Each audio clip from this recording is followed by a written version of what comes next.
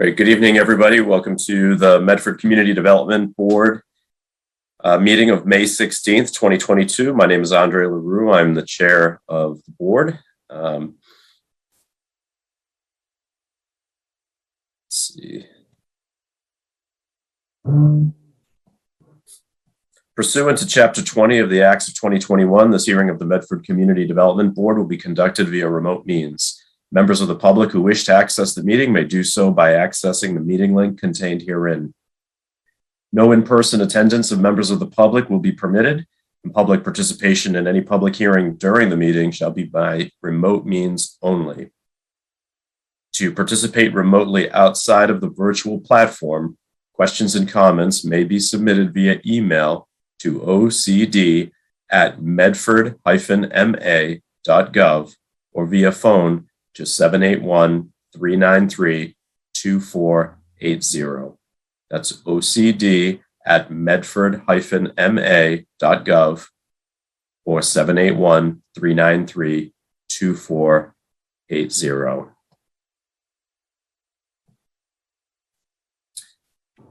Calling the meeting to order. Let's take a roll call of the members present. And I just want to remind everybody who does speak to introduce themselves and state their address when we get to the agenda items. All right. Just say present member when I call your name. Christy Dowd. Present. Claes Andreasen. Present. Vice Chair Jackie Furtado. Present.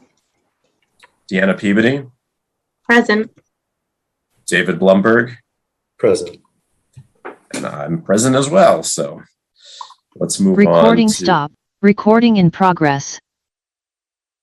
We have the main item on the agenda tonight is site plan review recommendations to the Zoning Board of Appeals for 4054 Mystic Valley Parkway, the Rise Together development. Amanda, would you like to say a few words, or should we move right into the proponent giving their presentation? I will hand it off to the proponent team. Quinn and actually, so I have Quinlan. Is there anyone else that, and maybe you could just raise your hand, that you want me to give like sharing permissions to? Yes, so it'll be Cube 3 is going to be running the presentation here. So I know Brian O'Connor's on here. I'm not sure if it's him or someone else running the presentation though. This is Brian. I'll be running it, Quinlan, unless there's a problem. So perfect. Got it. You should be able to share now. Okay, great.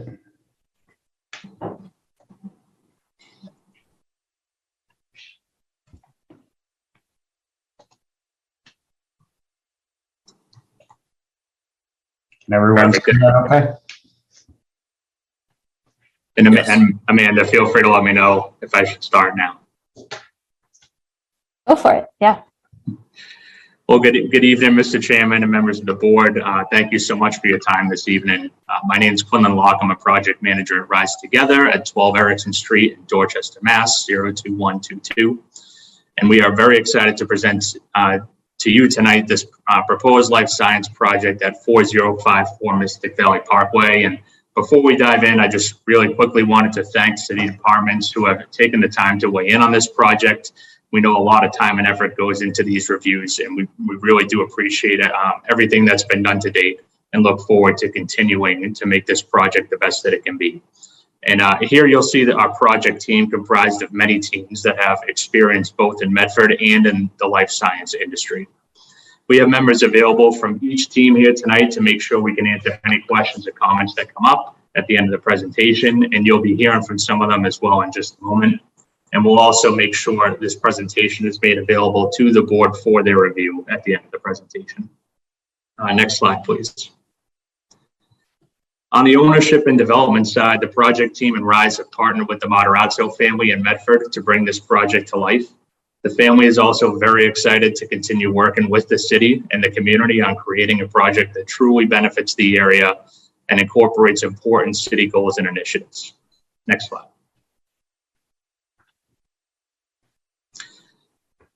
And for those who aren't familiar with the site, it's located right along Mystic Valley Parkway, Route 16 in the red area shown, bordered by the Parkway and Tobert McDonald State Park to the south, and radio towers occupying the wetlands area to the north. To the bottom right, you can see Wellington Orange Line Station on the T on the map, and that's right across Wellington Circle. And to the left, you'll see Meadowland Plaza, as well as the intersection at Locust Street. Next slide. So about a year ago, we started analyzing some of the history of the site, as well as what's happening on the site today. The site was primarily marshlands through the 1930s until Ralph's Potato Factory and Laboratory opened in the 1940s. And then in 1993, Bertucci's came in and has been there ever since. The surrounding area has a similar history, having mainly served commercial, industrial, and retail uses since the 1940s, as you can see below. Next slide, please. And today, the area is in the early stages of multiple changes. The Wellington Circle study continues to progress forward, important transportation improvements in the area. McDonald State Park is seeing increased usage due to efforts by local nonprofits such as Mystic River Watershed Association, and a comprehensive plan is being put forth by the city that will set forth guidelines on how to address key areas such as economic development, climate resiliency, and mobility. Most of these goals align with our own and are outlined with an important feedback we've received from the city departments as well. We started to incorporate benefits into this project, such as improved public realm and retail at the front edge of the site, and incorporating community space at the ground level to be used. We're also studying new benefits suggested by these departments, including a new pedestrian crossing at 4054 Mystic Valley Parkway that will improve future connections from the project site to the Tobert McDonald State Park. Next slide, please. And with that in mind, it was clear that life science at this location could help us achieve all these goals. Not only could we protect the historic use of the area as industrial and commercial, we could use the development as a catalyst for economic growth, achieve climate resiliency and mobility goals, and utilize our project team and future tenants to create new connections and opportunities for the city of Medford. With this in mind, our project team began to move forward with designing a truly state-of-the-art building that would indeed meet these goals. Next slide, please.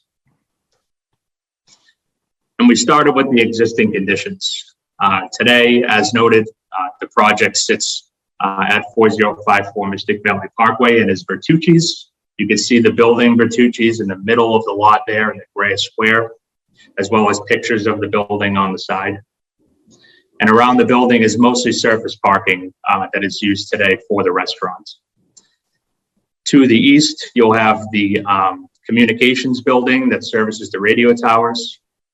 To the north, you'll have the wetlands site that is where the radio towers sit.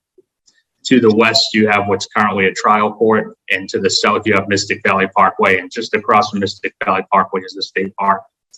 And at this point, I'd like to hand it over to our civil engineer team at VHB to continue with the presentation. Thank you. Yeah, thanks, Quinn. Can you guys hear me all right? Yep. All right, great. All right, my name is Tim Smith. I'm with VHB. I'm just going to be talking real quick about the proposed development here.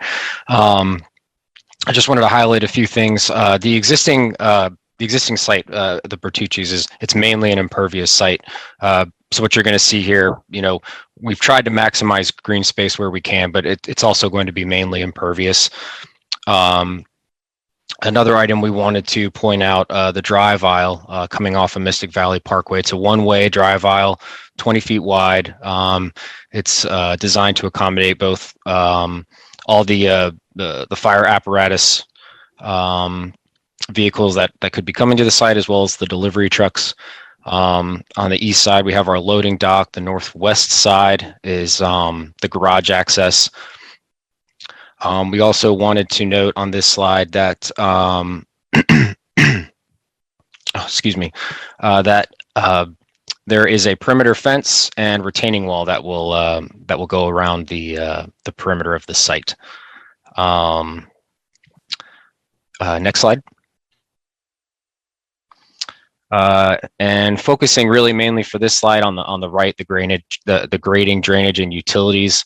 The site was graded to stay as high as possible to account for future flooding conditions, and basically the site plateaus. The existing conditions drain to the rear of the site, and we have tried to accommodate that as well in our design. I would like to point out that due to the structure below, there are a few places where we will be piping stormwater through the building to account for that and to mimic the existing drainage patterns. Utility-wise, water, sewer, and gas, they will all tie into the existing mains that run along the Mystic Valley Parkway right-of-way. And there is an existing electric on site that we'll be tying into. If there are any other questions, we wanted to be brief with these slides. If there are any other questions, we'll be available at the end. Mike Rittenmeyer with MDLA is going to take over from here. Thank you. Thanks, Tim. Hi, everyone. My name is Mike Rittenmeyer. I'm a landscape architect at MDLA. There's 2 slides I'm going to review with you.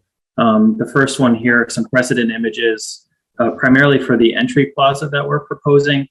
This is meant to give you a character of the materials, the planting types that we'll be proposing for this project. So, on the left side, you can see different types of grasses, large open plaza spaces, different opportunities for seating. And we think with this building use, creating outdoor space, different options for seating and gathering will work well, which is some of the images on the right.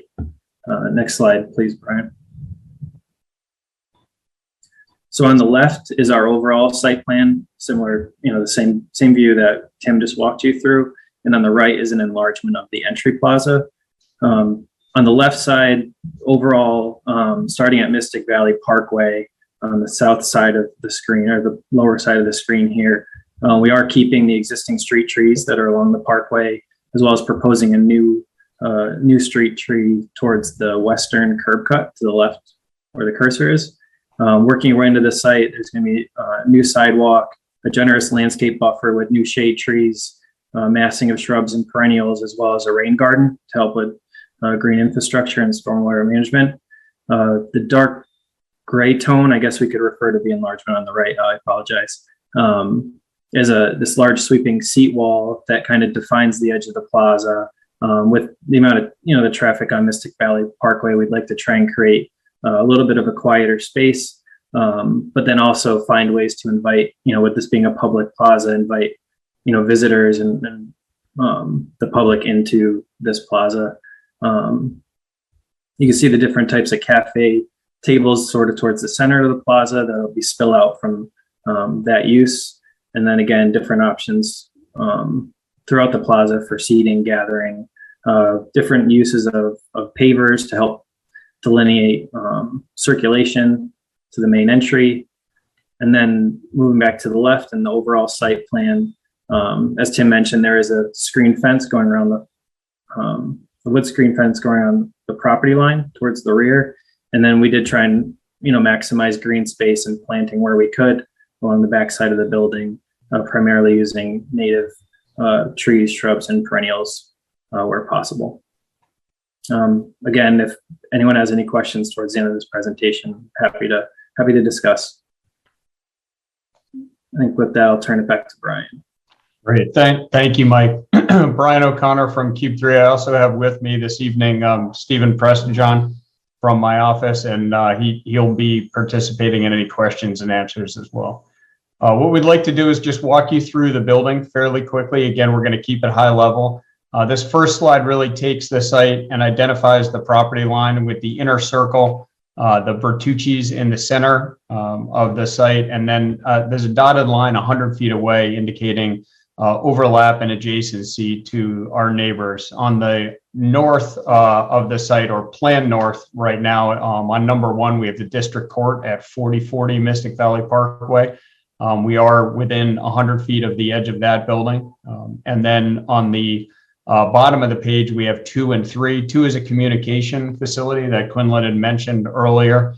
And then 3 is Century Ford on the bottom edge. So these are all fairly low structures that are really not doing a particularly good job of defining a public edge or creating a walkable path along Mystic Valley Parkway. And one of the real focal points of this project from the beginning has been to create a building that not only really supports, as Quinlan had mentioned, the development program here that will, enrich the community, but also really make sure that we're providing an active, usable, and meaningful public realm edge along Mystic Valley Parkway.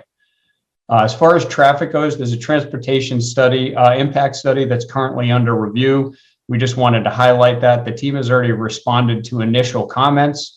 We do anticipate that the project will have limited impact on area roadways with approximately 239 net new vehicle trips during the morning peak hour, 112 during the evening peak hour. The graphic on the right indicates our property in yellow and the intersections and key traffic areas that were studied. We are providing, and I'll get into a little more detail on this in a moment, approximately 422 parking spaces on site to support the demand from the new building. We do have traffic engineers as well that are available for questions after. As far as site circulation, this is, again, the same diagram, Mystic Valley Parkway on the left. North is off to the right. Plan north above us is west. What we're trying to do here is just illustrate how the building sits on the site. You heard Mike talk a bit about the plaza and the landscaped edge. We've spent quite a bit of time thinking about how people, vehicles, bicycles, loading, service, all utilize the site. There's a one-way loop that enters on the bottom on the east side, runs around the building, and exits along the top of the page. This loop does maintain and narrow existing curb cuts on the site. Simplification of this pattern really reinforces a clean traffic flow, minimizes congestion and overlap. As you come into the site along the east road on the bottom, you have a bike storage area for the users of the building in the sort of reddish color right here. So you would have a clean path off the main Mystic Valley Parkway right in there. You have a loading area immediately following, so trucks could come in and back into a covered, protected, off the road sort of loading and service. As you continue around the back of the building, this is your access point for vehicles going to the parking levels below the building for people using. And then, as I had mentioned, sort of a right turn out onto Mystic Valley Parkway. Loading dock and trash room are fully enclosed. Bike parking is internal. And one of the things I'd like to point out here, we'll talk a little bit more later, but the building is really designed around this idea of a public plaza on Mystic Valley. And one of the things that we did that I think is very deliberate and quite important is pulled this sort of retail cafe piece out to really create direct frontage to the street and pulled the building lobby back a little bit away from the street to allow this plaza to exist and create better visibility for the retail and potential cafe at that front leading edge. Overall, from a development standpoint, a lot of data on here. I'm not going to go through it in brutal detail. At the high level, we have a gross building area above grade of a little over 300,000 square feet, a gross floor area of a little under 260,000 square feet. The difference between those is removing building support, shafts, and parking. So that's the gross available floor area. And as I had mentioned, we have 422 parking spaces in 3 levels that are all subgrade, so that the parking is not visible from the public realm and accommodates what we believe to be an appropriate amount of spaces for the building use. I'm going to take you through the floor plans fairly quickly. I wanted to start with this section just to make sure everyone understood how this building comes together. At the ground floor level, right here, we have Mystic Valley Parkway on the left-hand side, the wetlands over here, and back of house services to the right. We have 3 floors of parking below grade. So you can see these 3 levels going down into the ground. And then the building is 8 floors moving up. And then above that 8th floor, we have a mechanical penthouse that's approximately 40 feet in height, which is really critical for these lab uses. So we're going to start with this ground floor, then we're going to go down, and then we're going to go up. I'm trying to orient this thing so it really makes sense. So again, ground floor plan, circulation path around the edge. We talked a lot about what's in here already. I think this is really just a graphic to kind of reinforce what we've been talking about. there was a very deliberate move to include loading service functions deep within the building, which really optimizes their ability to serve the building and screens them from public view. Loading dock is canted backwards at an angle so that the bike room and the bike storage helps to hide and screen that from Mystic Valley, and then really front load the entire site with very public, transparent, and visible functionality so that we are supporting in the most generous way possible the sort of small amount of frontage that we do have. What we hope we're doing is really setting the tone for future development along this corridor.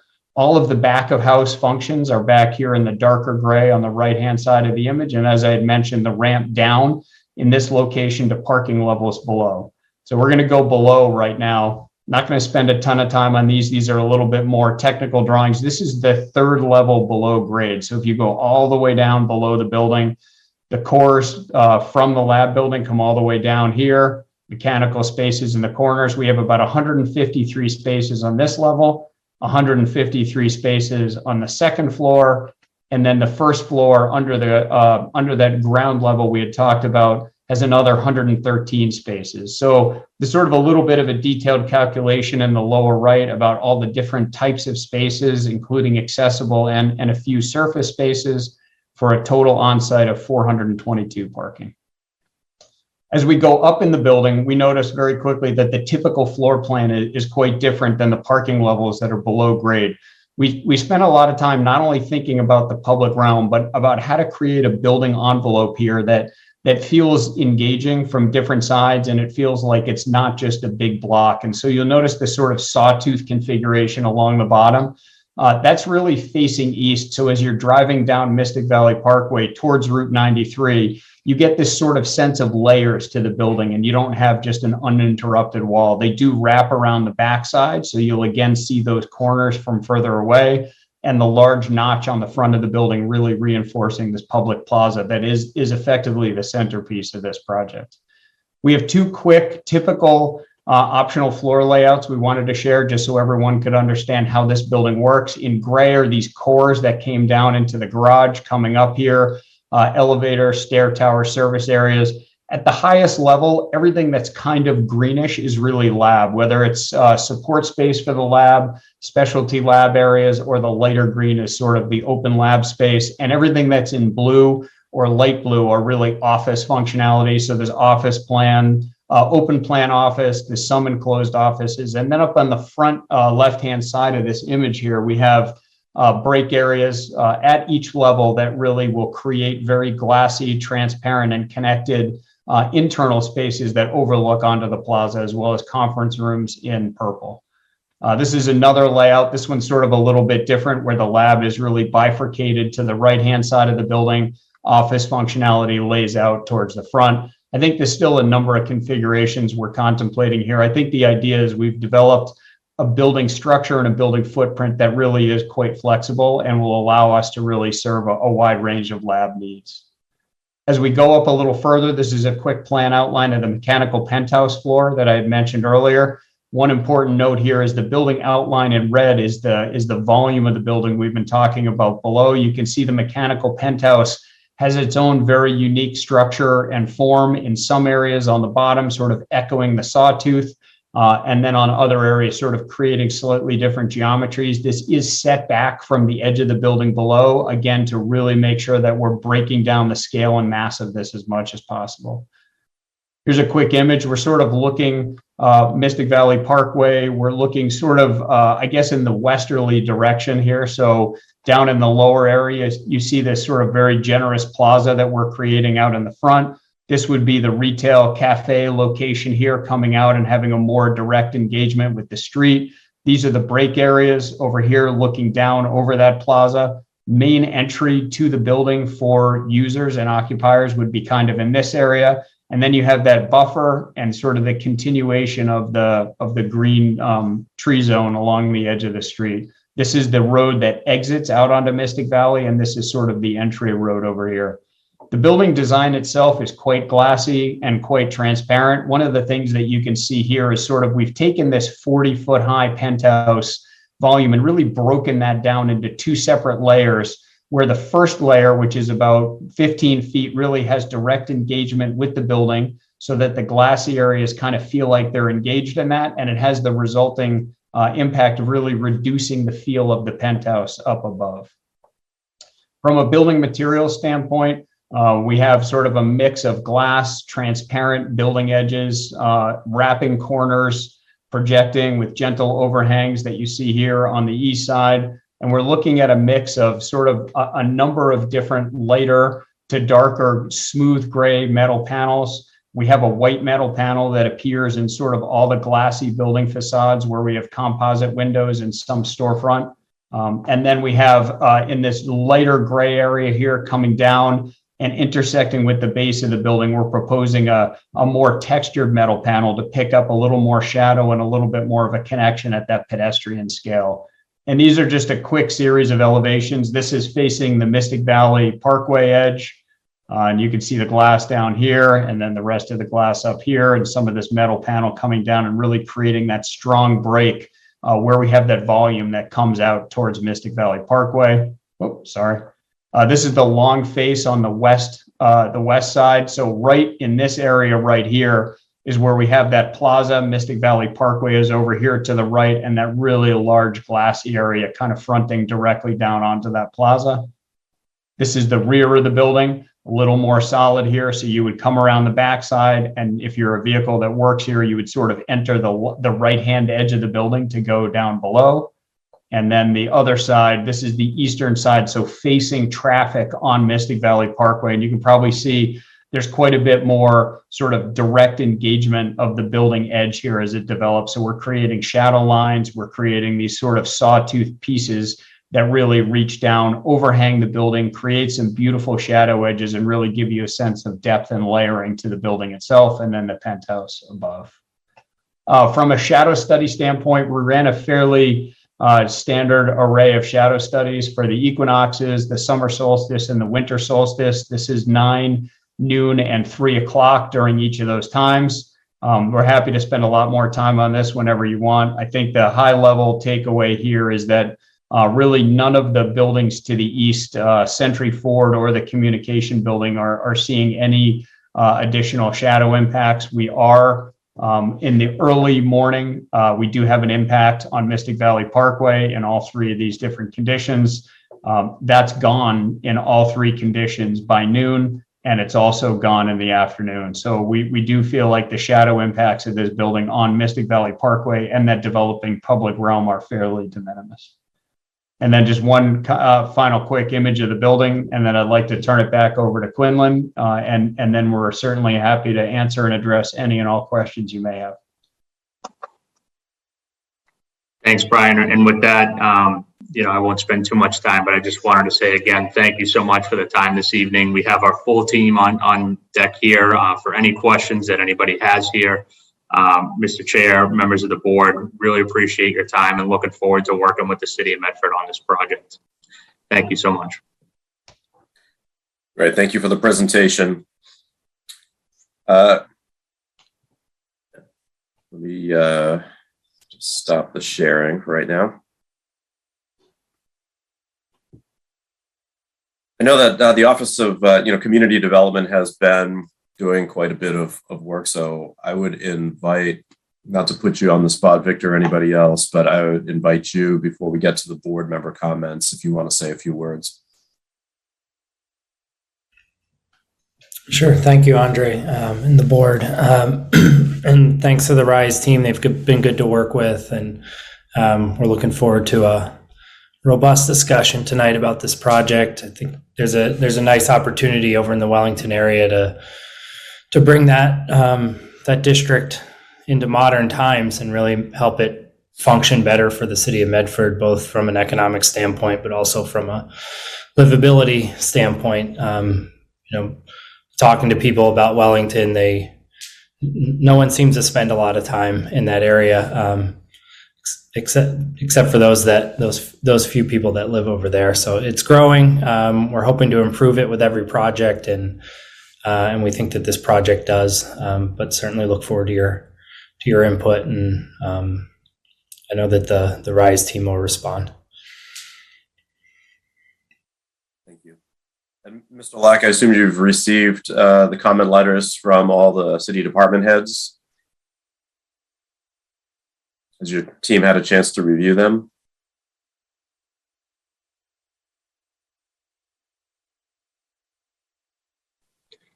Apologies, I couldn't find the unmute button. Yes, we did receive the comment letters from the city departments. We have been thoroughly reviewing them. There is a lot of great information in there that we're hoping to incorporate into this project. A lot of things that we've already started to incorporate into the project as well. So again, we did receive those comment letters and we appreciate everybody following up with those. Is there anything in any of those letters that you think would be problematic? Or do you think that you'd be able to meet those requests? Yeah, nothing so far. We've had our whole project team reviewing those letters and nothing problematic has come up to date. I think, in working with the city departments and working with the state departments who will also be reviewing this project, I think there's a lot of good benefits in those comment letters that we could start working through. A lot of them, do require a little bit of studying and feasibility, but I think with the attention that this team has put together and all the thoughts from the city, I think we can get there. So nothing problematic that we've seen to date. Thank you. Let me open up to questions from board members. Yes, Claes Andreasen. Can I start by asking for a little more information about the process that this project is going through? Most specifically, I noticed that there's a number of variances being requested. What is the status of that? And if you can talk a little bit about when that will go to the ZBA. And also, can you talk a little bit about sustainability and resiliency goals for the project before I ask any questions? Thank you. Sure. So I think the first question for the zoning purposes, I believe we have Dane Torby on here, who's the zoning attorney on the project. So I'll turn it over to them. And we also have our permitting agency, VHB, on the project in case they want to touch on anything as well. But Michael, I think you're on if you want to touch on some of that. Great. Thank you, Quinn. Thank you. So as far as the zoning board process, we filed an application for the variances that you've seen here tonight on April 13th. And so it's our understanding that we will get a public hearing with the ZBA after they receive recommendations from the Community Development Board. So we're in the process. We're just waiting. If I might just follow up on that, because I know members are more familiar with this. So it is scheduled at the ZBA on May 26th, but there is no pressure to close this in order to make that date. The proponent has been advised, this is what they're commenting on, and I discussed with the staff, Dennis, this evening, that if this board does not issue conditions tonight, then they will just open and continue that hearing, and the ZBA will not actually hear this until this board is done with the site plan review. But they did file in a timely manner such that if you were to choose to finish this evening, they could be heard on the 26th. Great, thank you. Can I ask that you just walk through the different variances that you're requesting? Sure. So we have a side yard of variance that we're looking for 5 feet. One rear yard variance of 5 feet. Lot coverage, we're looking at lot coverage of 57% versus 50%. So looking for a variance of approximately 7% in the lot coverage. Height looks like 135 feet variance that we'd be looking for. As far as stories, 6 stories we'd be looking for relief. We're in a 2 and we're looking at 8 stories here. And then loading bays. We are required to have 5 loading bays. We've determined we only need 3. So we'd be looking for a variance of decreasing that by 2 loading bays. And that's it. Can you also speak to the sustainability things? There's stuff that's in here, but I feel that when you met with our office, you talked more about your commitment to sustainability and that type of thing. That was part of Kless's question. Yeah, absolutely. I think we do have Stephanie Krul on here from VHB, who's helping us on the environmental and permitting side of things. And we also have Jacobs Engineering on here, who has helped us through a few of the sustainability goals early on. So feel free to unmute yourselves if you want to speak on that. Thank you. Hi, this is Stephanie Krul from VHB. I can speak a little bit more to the climate change and mitigation side than to the sustainability side. But this project is subject to MEPA. We filed an ENF and got a certificate April 1st. We've been invited to file a single environmental impact report. And so we have been utilizing the data at the state level, the most up-to-date information about climate change impacts, heat, sea level rise, precipitation. Really, the site is most vulnerable to flooding due to sea level rise, and that's because of its location in the vicinity of a wetland area. And the project is looking to raise the first floor and to have some passive and active flood proofing measures in place in the event that there is flooding on the site. We're also anticipating that the district scale flood protection measures that are a little bit further downstream are going to be erected, and they'll provide a lot of protection to the site. So in the end, it might not in fact be vulnerable to as much flooding as it first appears. So that's the flooding side, and I'll turn it over to the design team to talk more about sustainability. Yeah, I believe we have Jacobs on here who could talk a little bit through some of the sustainability goals we've started to create for the project. Yes, I'm Stefan Charisse. I'm with Jacobs. And we are early in the design phase, and we are looking to target LEED Gold, essentially for the project. We are looking at issues including heat island reduction, increased energy efficiency and performance, efficient use of plumbing fixtures, lighting controls, increased energy efficiency for equipment and anything in the building, environmental air quality, low emitting materials, most of the issues that we target for LEED. So again, stressing that we are in the early phases of design, but we will work to develop our LEED scorecard and work with the city as we work through our process altogether.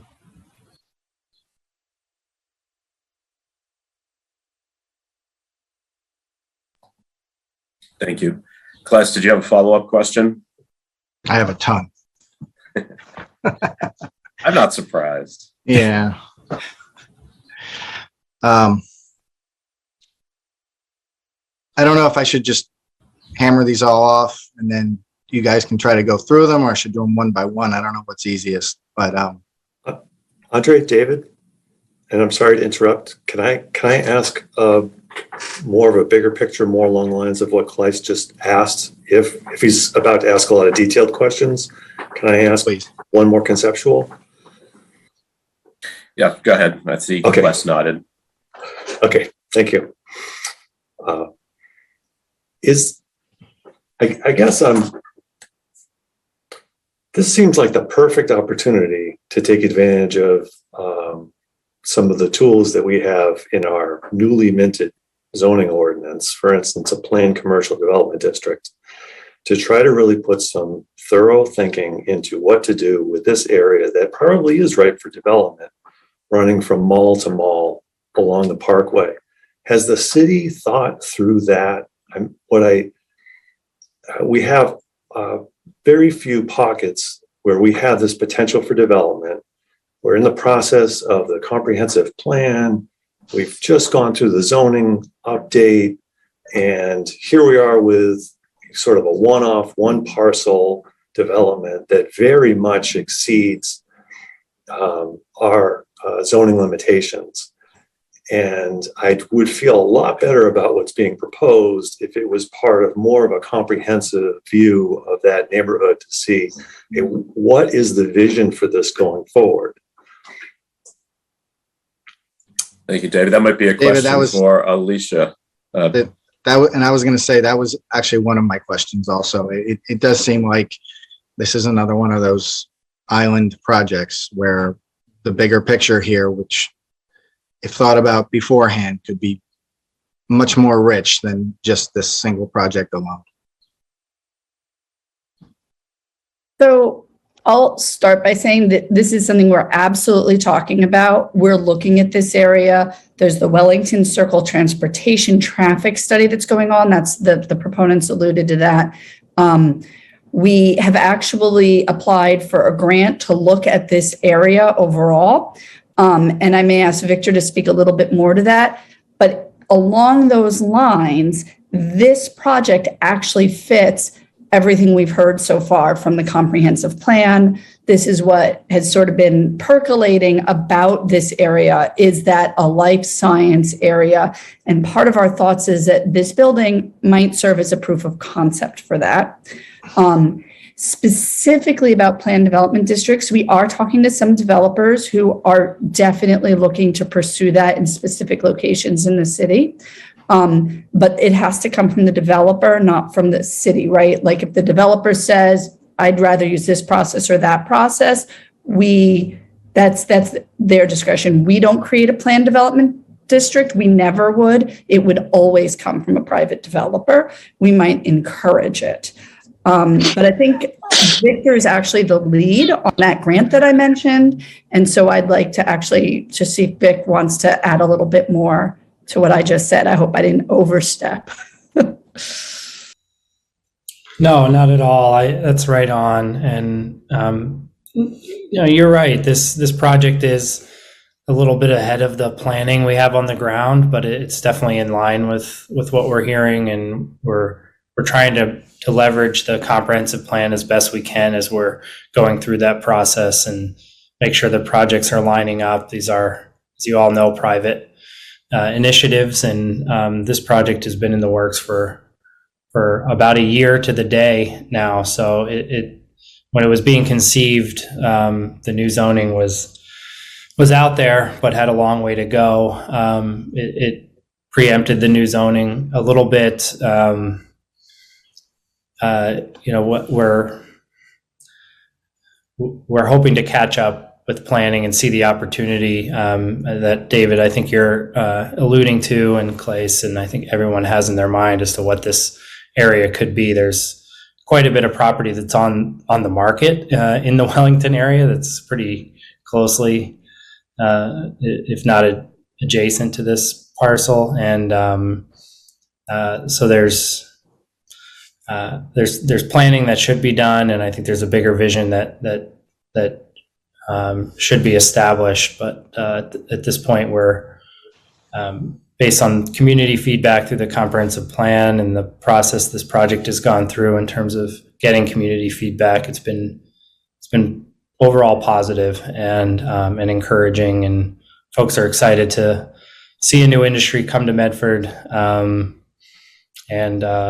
Now we're in the detail stages of the building, but in terms of the overall vision, we hope to get there soon, and certainly think that this project will tie in once we do. But right, Victor, not much more we can offer on that right now. I just want to make sure I'm understanding. So the grant that the city is applying for would be for a district, to develop a district plan around Wellington, or what I see. I'm sorry. Yes.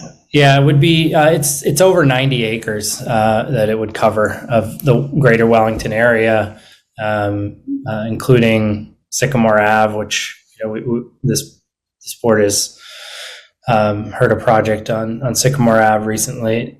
And then also an area over by the Wellington MBTA station that the city has the air rights for. So we feel like it's all connected, and it would be that would be the study area. It would be an economic development study, thinking about growth, phasing, but layering in, amenities, the potentially new roadway systems or things that needed to be developed in along with new growth to accommodate it, both at grade and below grade. And one thing I want to just build on that is I don't want to incorrectly use the term planned development because it's now an official thing in our zoning. The studies in economic, sorry, my video keeps freezing. The studies in economic development study, looking at the whole area, if it would then, individual developers might choose to use the tool plan development district to propose stuff on one or more properties. That's why I was just shaking my head. I don't want to get us tangled up in those by accident. And so that's a piece of it. And something that Victor alluded to, I just wanted to mention, I realized that nobody had actually called this out. Mayor Brianna has been very enthusiastic about having public meetings about various projects before they file with boards and commissions. She wants, before we engage too deeply as a city with them, she wants to see what the public reaction is to various projects. And so what Victor was alluding to in the public feedback on this is that there was a public meeting, and somebody who is more sharp than I am this evening will need to say when that occurred. But there was a public meeting. I think a few of you were on there. It got good feedback. That was part of what fed into the comprehensive plan. And at the last comprehensive plan meeting, we then broke out into the public meeting. We broke out into groups to look at different areas, and we asked residents for feedback on this area as well as other areas. And what we heard from the public was life sciences makes sense here. Some higher buildings, so a little more density, these commercial buildings, good jobs in Medford make sense along here. So that's where we do feel like we're getting out in front of the comprehensive plan, but in a good way, because these buildings take time to build and life sciences are hot now, and we'd like them to come to Medford and not go to, Charlestown, or Watertown, or, or hopscotch us out further out of the city, but to come here to Medford. That's part of why we've encouraged them to continue with the process now and not just wait until the comprehensive plan is done. Okay, thank you. Just, I guess, to respond to what Member Blumberg had asked. So the grant that is being referenced here by the city, should the city get it, which is not a done deal, it would be for an economic development plan, not for a district plan that would, address things like design guidelines. It wouldn't be that specific, Andre. That's not how we've written it. I think we could take it.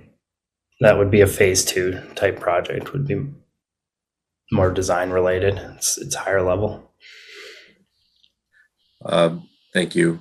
Going back to Kless, would you like to dig into some of your questions? Yeah, I think that's a great overview, and thank you. I mean, I think it really helps for us to hear, what members of the community are thinking, and I certainly agree that more development and more jobs and all that is a good thing here. So I'm at the beginning of the presentation, you talked a little bit about a retaining wall around the site. I was wondering if you could give maybe just a little more detail on that. And I guess maybe parallel to that, you also talked about sort of a fence around the site. When David mentioned, this, and I said, use the word island to think about, or to describe the way it sort of feels at least at this point.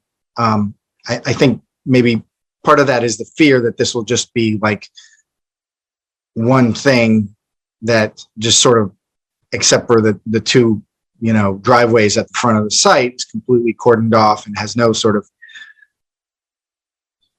maybe not, physical porosity, but maybe visual porosity through, and I know there's a big wall along the court next door, but, there is a wetland behind it. And so I'm sort of wondering, how you're sort of using the nature around you to sort of connect through the site and make it more than just, a 6-foot tall white plastic fence. I appreciate the renderings. I think what would be great is if you could do some renderings of what the building will look like from where we'll see it, namely along the parkway from McDonald Park, maybe most importantly, so that, us and maybe more importantly, members of the town can see what this is going to look like, when they're interacting with it. As far as design, I don't want to say too much, but I think the design is starting off in a nice way. I like the way Brian talked about the sawtooths. I might encourage that you keep going with that, and because I think that's a nice move. That helps to break down the scale.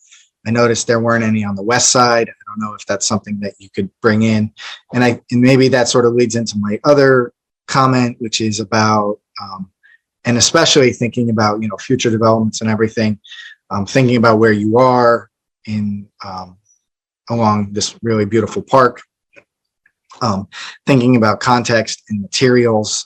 For me, I'm totally fine with glass buildings, but I wonder if maybe, slightly less glass, maybe a little less, I'm not really finding the right word, but like, it seems like a very sort of glassy, showy building and sort of wedged between two wetlands and along this parkway. I wonder if maybe a little more sort of opaque materials, maybe a little more masonry or things like that might be a little more appropriate. I'm not going to say, look at Medford references, because I don't think there's a whole lot, especially at that scale. I think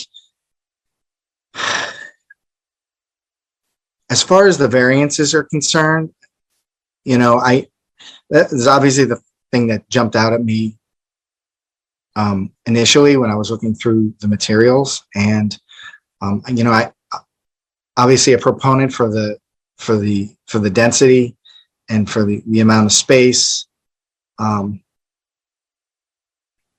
But I also wonder, I'm assuming these are in the 40,000 square feet footprints for these floors. I'm wondering if, that might be a little big for the site. I don't know. But it does seem like these variances are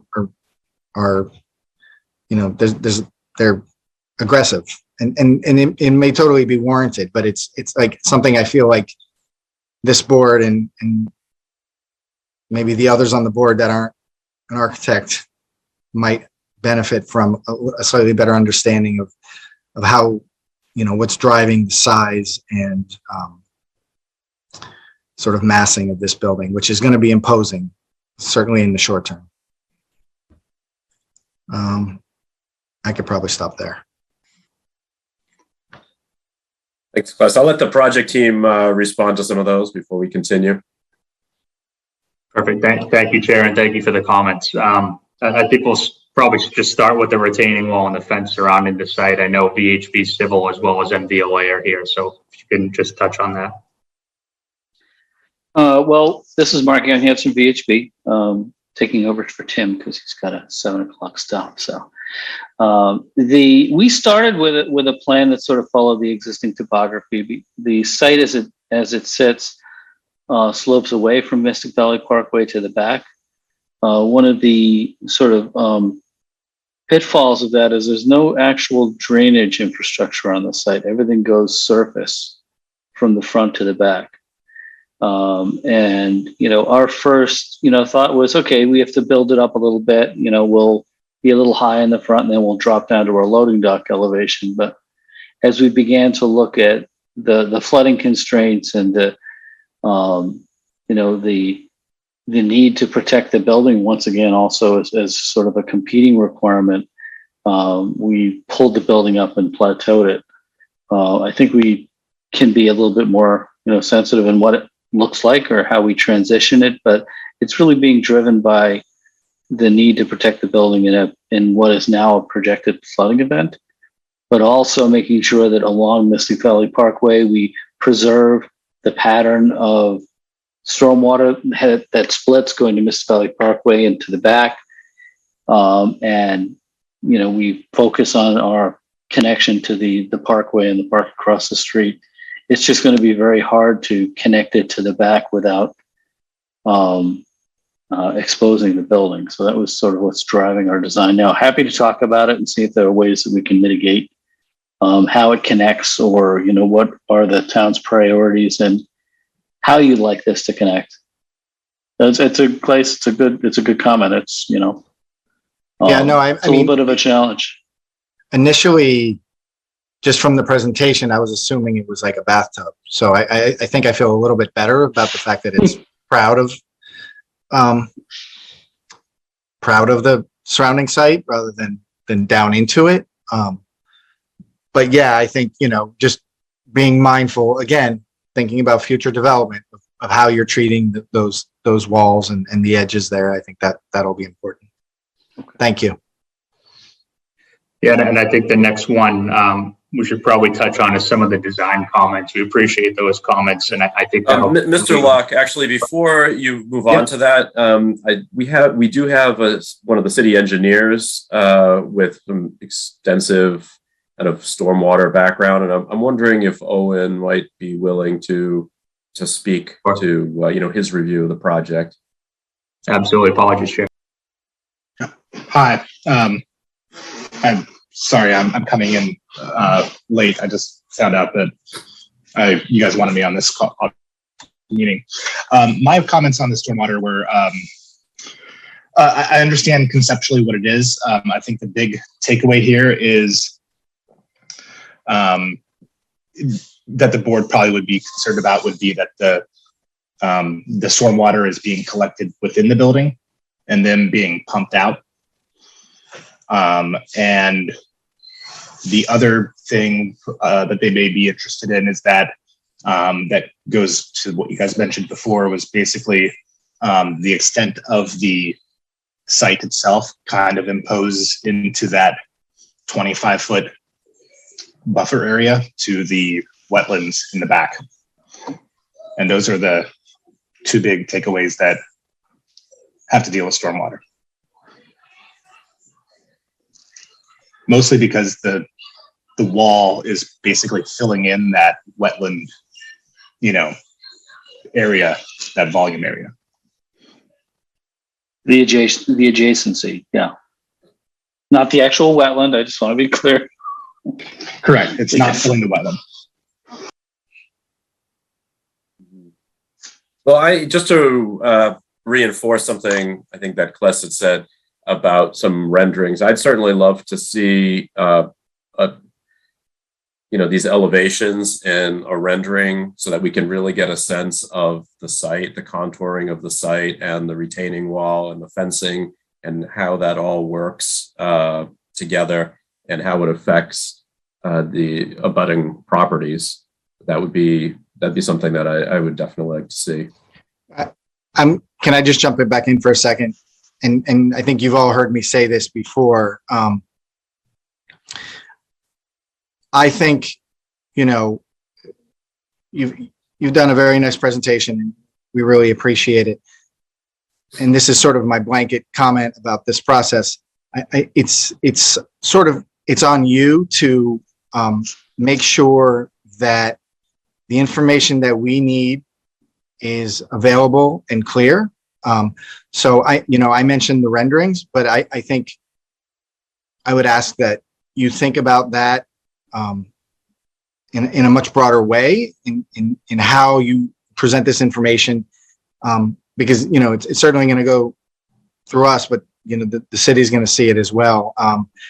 So showing us exhibits that really reinforce the design and how the building is going to live on its site, I think are really important. I'm not suggesting that this is a necessity, but this is certainly the kind of area and project where a model would be a very helpful object to have. But I leave that on you to sort of figure out how to best tell us about this project. Thank you, Claes. Mr. Locke. Thank you, Claes. Appreciate those comments. And yeah, we'll definitely be following up with more. So one of the, I know we just talked through a little bit of the renderings, and there were some comments on design as well. I know on the breakdown of the scale and the context of materials, and especially the glass. I know Cube 3 is on here. They could probably talk a little bit through those design comments. And I know Jacobs is on here as well if they want to add anything. So feel free to. Sure. Thanks. This is Brian O'Connor. I appreciate the comments. I think they were really, really thoughtful.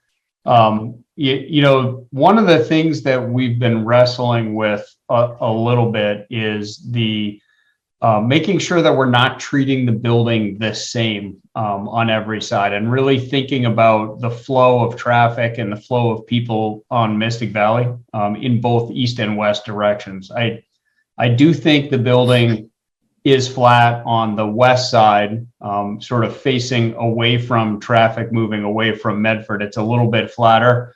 I think part of that is due to the efficiency we really need to try to achieve in the typical plates on the building to make the lab functionality work. But I certainly think your comments about the sawtooth and materiality and transparency are all things we're absolutely happy to look at in more detail. And I do think also your comment about the renderings and what it's going to look like in real life from the public realm is important. So we should plan on eastern and western views at the ground level as you're driving or walking along the edge, and from the park across the street. I think they were all great comments, and I think they landed with me. So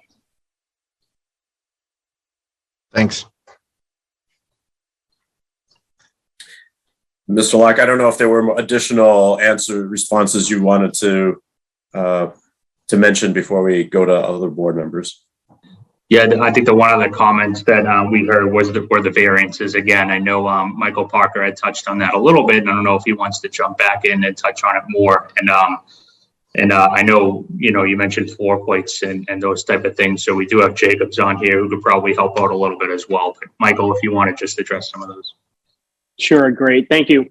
Yeah, and I think Jacobs would have a lot to say about this. And what I would say about the Mr. Anderson, as you point out, the aggressiveness. I live in Charlestown, so I appreciated Alicia's comments about not letting Lab jump over to Charlestown.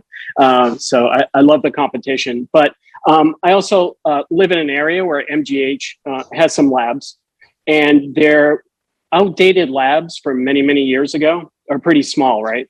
They're 2 or 3 stories. And I think what we're seeing for contemporary lab space is you need to have certain design components to make them successful as this industry has grown. So, I'm looking at things like the floor plate that you brought up, minimum floor to floor heights. You need at least 15 feet for duct work. Things like the support systems, they take up about 50% of the building itself. You've got the minimum spans, the least spans of 45 to 55 feet. So, it feels, maybe it does feel like it's aggressive, but for a contemporary life sciences building, these are the way that they're being built right now. So I don't know if anyone from Jacobs would like to piggyback on that. Yeah, I can piggyback on that. I'm Scott Aquilina from Jacobs, and my colleague Stefan spoke previously. Our role right now in this early design phase is to make sure that the fundamentals of the building are going to support a state-of-the-art modern life science building, and that will be attractive to future tenants. And so, what was discussed in terms of the floor to floor height and the spacing of the columns in a kind of a wide module are all things that allow for very flexible lab office layouts in a market that is very active right now, but still very competitive. And the expectations for space in terms of functionality, but also in terms of ambiance is very high. So that, and the footprint is really dictated by kind of the typical 40-60% lab office mix and kind of what the marketplace is sort of indicating in terms of what the capacity needs to be on those floors. So that the building is designed internally, the building is designed kind of from those parameters. You're also can see on this design that there are 2 levels of penthouse. And that actually is a good thing because it means that more of the mechanical systems are going to be concealed rather than exposed in any way. And so, but again, there's a lot of mechanical that comes into servicing those lab areas. So that's what I would add at this point in time on that. There was a question about the kind of the amount of glass in the building. One of the things that we look forward to is as we develop the design is that the building would be less reflective and more transparent so that activities and features within the building would be able to be revealed. The depth of the building would be revealed and that would feel a little bit less potentially feel more inviting and more inhabited. And that would be something that we would try to develop as the design progresses.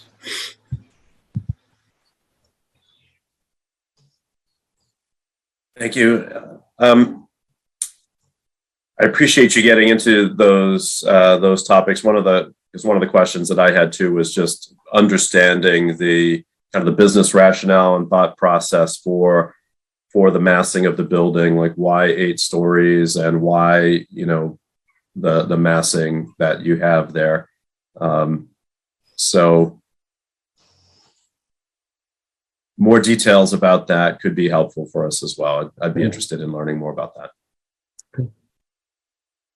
Yeah, I mean, I would definitely encourage just thinking very carefully, totally understanding, the typical lab widths and all the needs, but also, I think it seems to me like if you tighten, sharpen your pencils a little bit, you might be able to knock 1 or 2 of those variances away. And I think that would be a pretty compelling story to say that you thought about that. And I think, the board should also understand that, the building is 8 stories, but mechanical penthouses are going to be in the 45-foot range. So you're essentially adding 3 more stories to the building in terms of massing. And that's just for the benefit of my fellow board members to understand. So it's essentially an 11-story building. Mm-hmm. The penthouses don't count towards the height of the building. So it's pretty big and pretty tall, and it might be merited, especially if there's talk about future developments of similar heights. And I certainly know the residential building a couple doors down is probably in that neighborhood as well. So there's also precedent. But yeah, thanks for all your comments. I'd like to ask our other board members if they have some questions or comments that they'd like to get out. Jackie. Hi, hello. I'm Jackie Furtado, board, the Community Development Board Vice Chair. Thank you all. I want to preface my comment by first saying that I think this is an amazing opportunity for the city of Medford. But as with all boards, we do have a duty to the city as well as the residents. And that's where we start to get into the details. One of the things I wanted to do is echo my colleagues and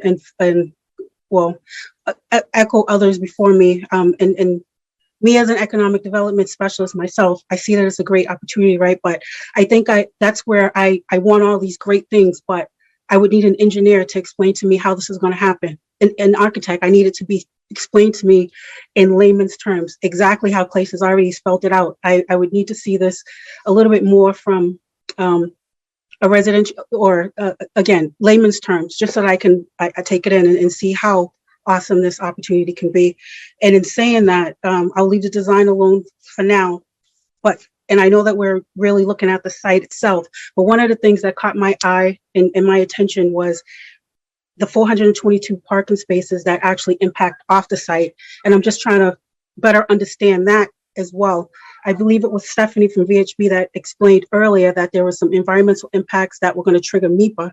I was wondering if, one, if that was transportation, and two, the 422 parking spaces, I see that there is a biking incentive. Are there any other incentives to match, to bring the users of that site to the MBTA Wellington Circle? I didn't hear much about that and how that was going to be used, the pedestrian use. I also know that Todd Blake, our transportation commissioner, has mentioned something about pedestrian walkways, but I wasn't sure how the proponent is going to envision that. There's just so many things that I would like to better understand so that I can see how this amazing opportunity can fit better in Medford. And especially with that Wellington Circle, I know that MassDOT has had some previous problems with the city and just trying to mitigate the traffic that's already a little crazy there in what its intersection. So again, I'm just, as a board member and a resident that lives on Mystic Valley Parkway, mind you, I'm just trying to better understand how this all goes together. And thank you. And that's the only thing I have. Yeah, Andre, I just wanted to echo that and see if we could hear a little bit more about the traffic study. And I saw Todd Blake had done a nice report on it and had recommendations for mitigation and what the team thought about that. Thanks. Would you like is Commissioner Blake on? Sure, if he doesn't mind giving a summary of his report. I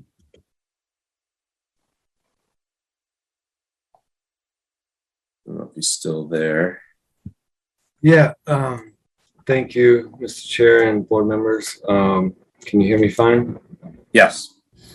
So, yeah, as usual, the proponents, traffic engineers, do a decent job and trying to estimate impacts, but as we know, it's estimated, so there could be it's projection based, and the impacts may not be exactly what they state in their report. So I just tried to highlight some things that could happen in terms. Some may be for the better, some may be for the worse, depending on trip distribution in particular. Because it's a right in, right out only site, the driveways, and because it's a median Mystic Valley Parkway, all the trips in have to come in a certain direction. All the trips out will go in one direction, right? So how do they get to and from if they're exiting to the south or east, and when they're coming in, how do they get to the site? So they had to make some trip distribution assumptions, so there's no necessarily fault, but depending on how that shakes out, some intersections in some areas could be more impacted than others. So in terms of like other board members had mentioned, we always look to opportunities to reduce single occupant vehicle trips by trying to encourage and improve bicycling and transit use and pedestrian use. So my review had suggested some things to help address those or help encourage those other uses, modes, to reduce vehicle dependency. I quickly touch upon some. The proponent had mentioned a feasibility study for a crosswalk crossing Mystic Valley Parkway in the vicinity of the site. So I suggest, besides just studying it, designing and constructing an implementation of it. So it's likely would have some sort of enhancement to it so that it's not just an unsignalized crosswalk, which could be a little daunting to cross that road. So something like RFBs or pedestrian hybrid beacon or something like that, working with Mass DOT because it's their roadway, that it'd be subject to their review. Curb space is valuable and competitive. So other potential uses for that shoulder that exists in Mystic Valley Parkway. So you could either do bump outs for pedestrians to shorten the distance, or you could add bike lanes in that shoulder on either side, which then you wouldn't be able to do the bump outs, or that depending on what happens with the bus network redesign at MBTA, you know, there's also competition of potentially bus lanes and things like that, but they all kind of occupy the same space on the shoulder. So with that being said, if the state for some reason didn't approve the new pedestrian crosswalk, enhanced crosswalk, then we give some options of other things they could do, like count down pedestrian indications at various signals, or sponsoring a blue bike station and bikes as well.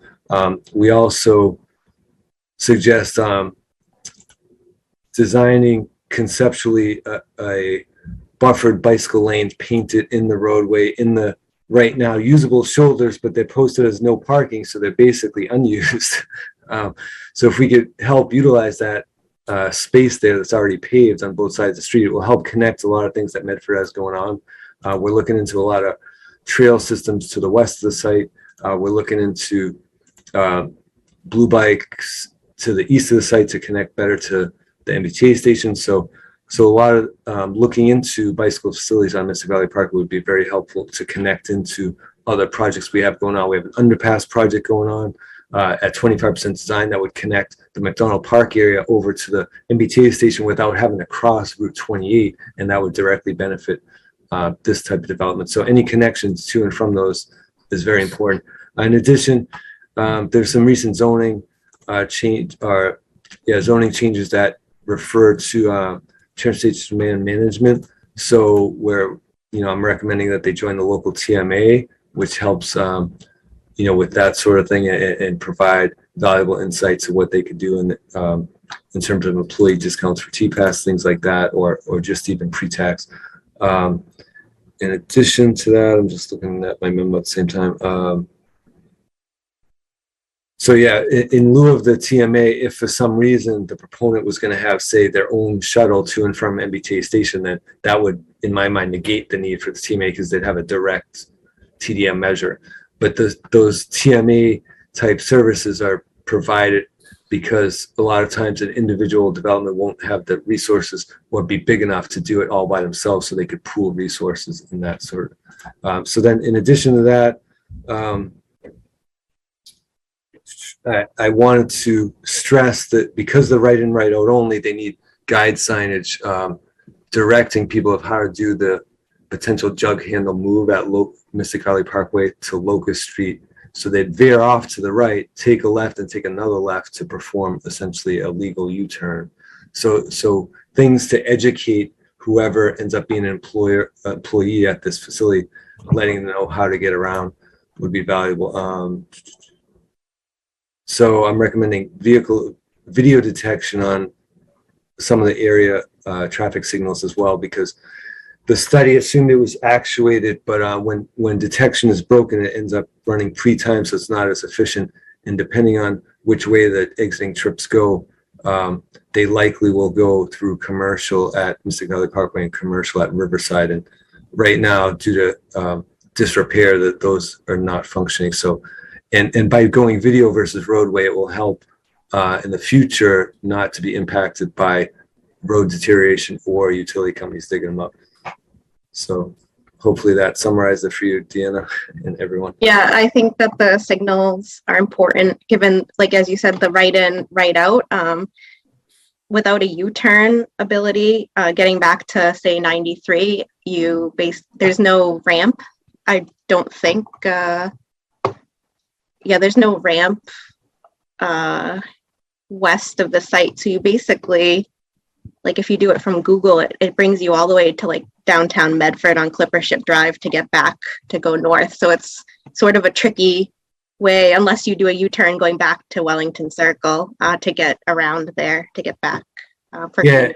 In their trip distribution, they had, I think, 40% or so going Riverside towards Medford Square. And then the other option would be potentially, they showed 9% Fells Way west north to get to I-93. As many of us know, there's 3 different exits to take on 93, so you could go to either one of them.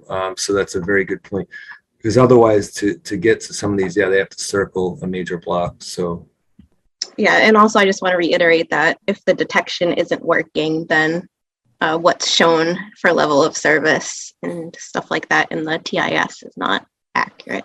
So it's important to fix the detection.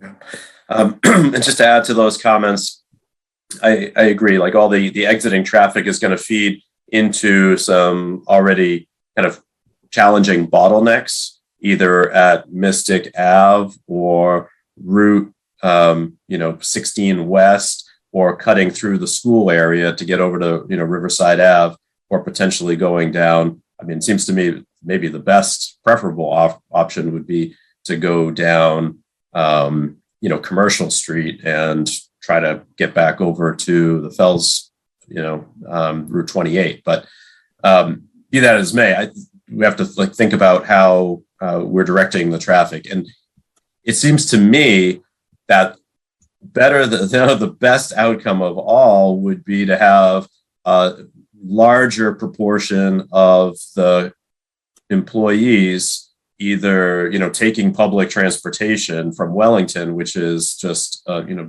half a mile or less away, or biking, which is a fabulous regional bike network, is just getting better and better all the time right across the street. So I'm wondering if you could speak a little bit more to how you're going to incentivize commuters to use those alternative modes, and why do you need over 400 parking spaces? Yeah, thank you, Mr. Chair. And I'll echo Michael's comments. I live in Charlestown as well, so very much dealing with traffic every day, and I know that's a hot topic on everyone's mind. I do want to pass it over to Ryan White. He's on our VHB team, and he's done all the transportation work to date on the project. So Ryan, feel free to jump in. Yeah, sure. So I think everyone's comments here are exactly on point. But I mean, I think that is a benefit of this site too, that there is a good potential for a dispersion of these trips to multiple different exits along 93 to help spread that out. And as Todd mentioned, that's how we approach this traffic study, is assigning appropriate different percentages of these project generated trips onto the various different routes that can be imagined. I think from the mitigation standpoint, I don't think the team has any concerns, and actually looks forward to having conversations with the city and incorporating all of the elements that Todd had mentioned in the letter. Obviously, a lot of those elements require close coordination with DOT and DCR, just due to the park across the way and the Mystic Valley Parkway as a whole. I think as tenants coming into this building, from the traffic study perspective, we wanted to make the most conservative assumption, which is assuming that everyone's driving here, with the end goal to be far better than that by providing in kind of encouraging people to use alternative modes by providing them these facilities, as we mentioned, providing secure indoor bike parking, so their bike is not outside, having on-site coordinators to help people sort out the potential commuting patterns, whether it be bikes or transit, working with DOT to determine the feasibility of this mid-block crossing to better connect to the bike paths along the river, as well as connecting to the MBTA.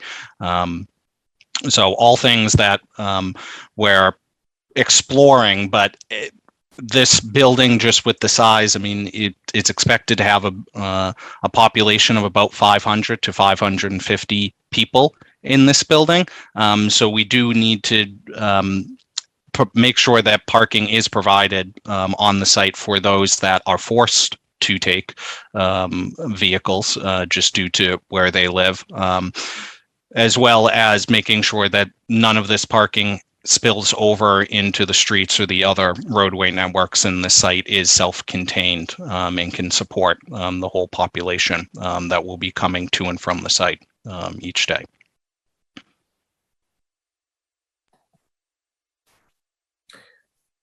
Thank you. And I'm assuming that this building is being built without specific tenants in mind. Is that correct? Yes, that's correct. We are targeting BSL level 1 or 2 labs, which is the lower end of the safety or the biosafety levels for labs. So would be talking about your general research labs, nothing in level 3 and 4. That's when you get into more serious chemicals and things like that. So we're not expecting that. However, we don't have a tenant in mind yet. We are trying to make this program as flexible as possible to get a future tenant into the building. Right. And could you also just talk a little bit about the kind of trash removal systems that happening through the loading dock? Any, medical waste, how that's being handled? Yeah, absolutely. And I'll let the architects and the engineers on the call, Jacobs and Cube 3, take that. They will be, of course, any trash removal will be subject to City of Medford policies and state policies. So we'll be following those guidelines. But Cube 3 or Jacobs, I don't know if you guys want to hop in real quick. Well, in terms of any lab wastes like liquids, chemicals, or other materials, they're stored on site in a safe location, in a used chemical storage room, and then taken off site on a regular basis. So it's handled separately. So lab waste is handled separately, contained separately, and handled by a separate contract for removals. Mm-hmm. And is that room adjacent to the loading dock? Yes, it would be adjacent to the service elevator and the loading dock within the core. And available to all tenants. Would be written into the lease for tenants to be able to have that and capacity for all tenants. And conventional trash would be handled in a similar location and taken out through that enclosed loading dock area.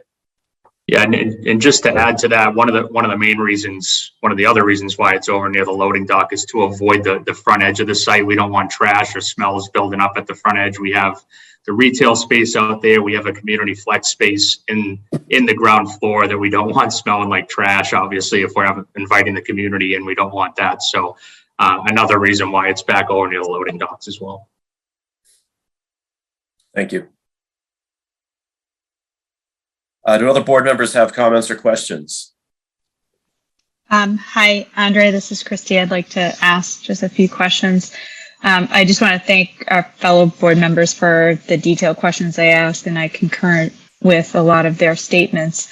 This may be a question for the city, but in terms of thinking of the longer term plan for the multiple parcels that are, coming on the market in this area, is there any thought given to how this first development and future developments may start to connect in the future and allow possibilities for connection between the parcels as you think of it as a possibility to become like a future campus?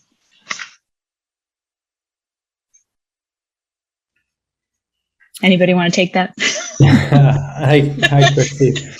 It's a great question. Yes, we have in terms of how to improve the existing sidewalk infrastructure and street infrastructure. If you think of Commercial Street, that really functions as a back alley to some of the logistics companies there. And we see that transitioning into more of a fully functioning, pedestrian friendly street. We strongly encourage RISE to activate the ground level with the plaza, with retail. I think in terms of a campus, we envision future improvements to the wetland area that may be able to build some pedestrian connectivity behind these buildings. Through that, actually, staff just took a tour of the Alewife Fresh Pond area and some of the improvements they've made over there, and we're really impressed by some of the boardwalk features that they've implemented and walkways and such. So from that aspect, yes, we're thinking about it. I think that goes to the broader study and vision we'd like to implement here, and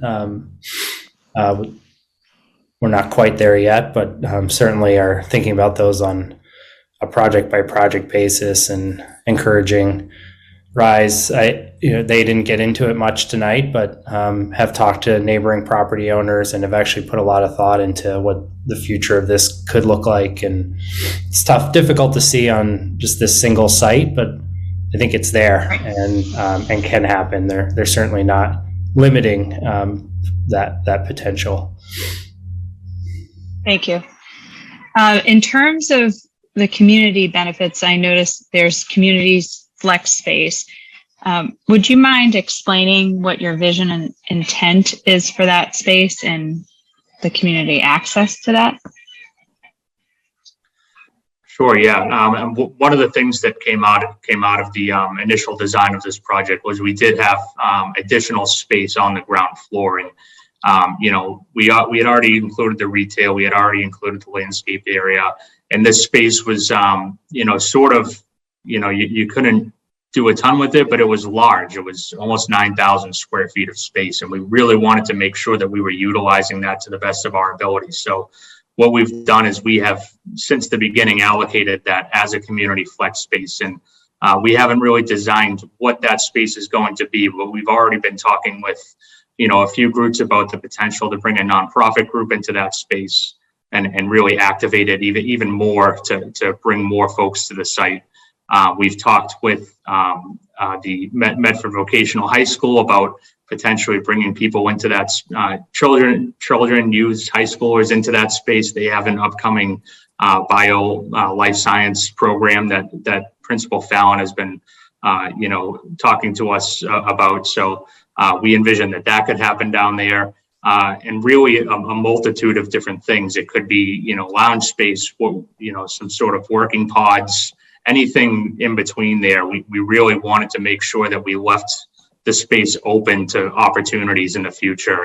And if anybody on this board does have any ideas, we're happy to take them into consideration. I know, we've been involved in the community for about a year now, but obviously everyone on this board has a lot more experience in the community. So if you do have any suggestions, the design team here is happy to take them into consideration and start looking a little bit deeper into what this space could be. So I appreciate that question, Christy. Thank you so much. Yeah, no, I think that's really important. I think, having a space that allows for intentional interactions with the community for educational purposes, for training purposes, even around workforce development, but really leveraging this as the first major life science building in the city of Medford and making people aware and having access to the science that and a better understanding of what goes on in this building is a benefit. And I would just like to reinforce the request or suggestion for, renderings and perspectives of how pedestrians will really experience the building. We will never experience it from up top. So really understanding how, the pedestrian engages with the building at the street level would be much appreciated. Thank you, Christy. Appreciate those. I know we do have one rendering of the front edge of the building from the ground level. I'm not sure if someone from Cube 3 has that readily available, but we did have one made up from the ground level as if you're walking or biking on the street. So we're happy to share that with you. If not tonight, we can for sure send that over to you as well. Great, thanks. We'll follow up with that, Quinlan. And one final comment I have, just reading through Medford Historic Commission comments, is are there any concerns from your end on some of their comments and how that may affect how you move forward with maintaining the design of the building or addressing the impacts that they identified? Thank you, Christy. I'll let Brian from Cube 3 and Jacobs handle that question. Thank you. Yeah, on the Historical Commission. Correct. Yeah, I think we read that. I think we'll go through that in detail. I think one of the challenges here is this is, as has been mentioned on the call, there's not a lot of precedent for this building typology in Medford. I think we need to, read that carefully. I think we need to be responsive. I also think we need to be careful not to try to make this building feel historical. I mean, I think this is sort of a forward-leaning building for the city, one that I think is important to future development. We don't want it to feel like it doesn't belong here. And there's been sort of a lot of thought so far on the mass and scale and the management of that. I think the earlier comments about, thinking about, how these sawtooth forms really can work to break down the volume, thinking about a little bit more opacity potentially, or a little bit more transparency versus reflectivity. I think we can really get there. So I don't have the answers right now, but we did read the comments, and I think we're prepared to really make some positive engagement on them. Thank you. Questions? Oh, David.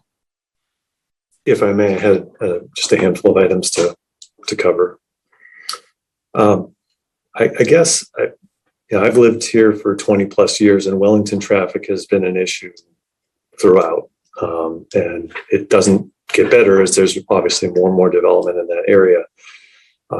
It's one thing I kind of wish we were going more for the plans district, because it would go to city council and we'd have more public input on that issue in particular, because those are the folks who are going to get the phone calls if that traffic spills out into the various neighborhoods of the city and creates a negative impact on our residents. But there's only so much I guess we can do at this point as a board.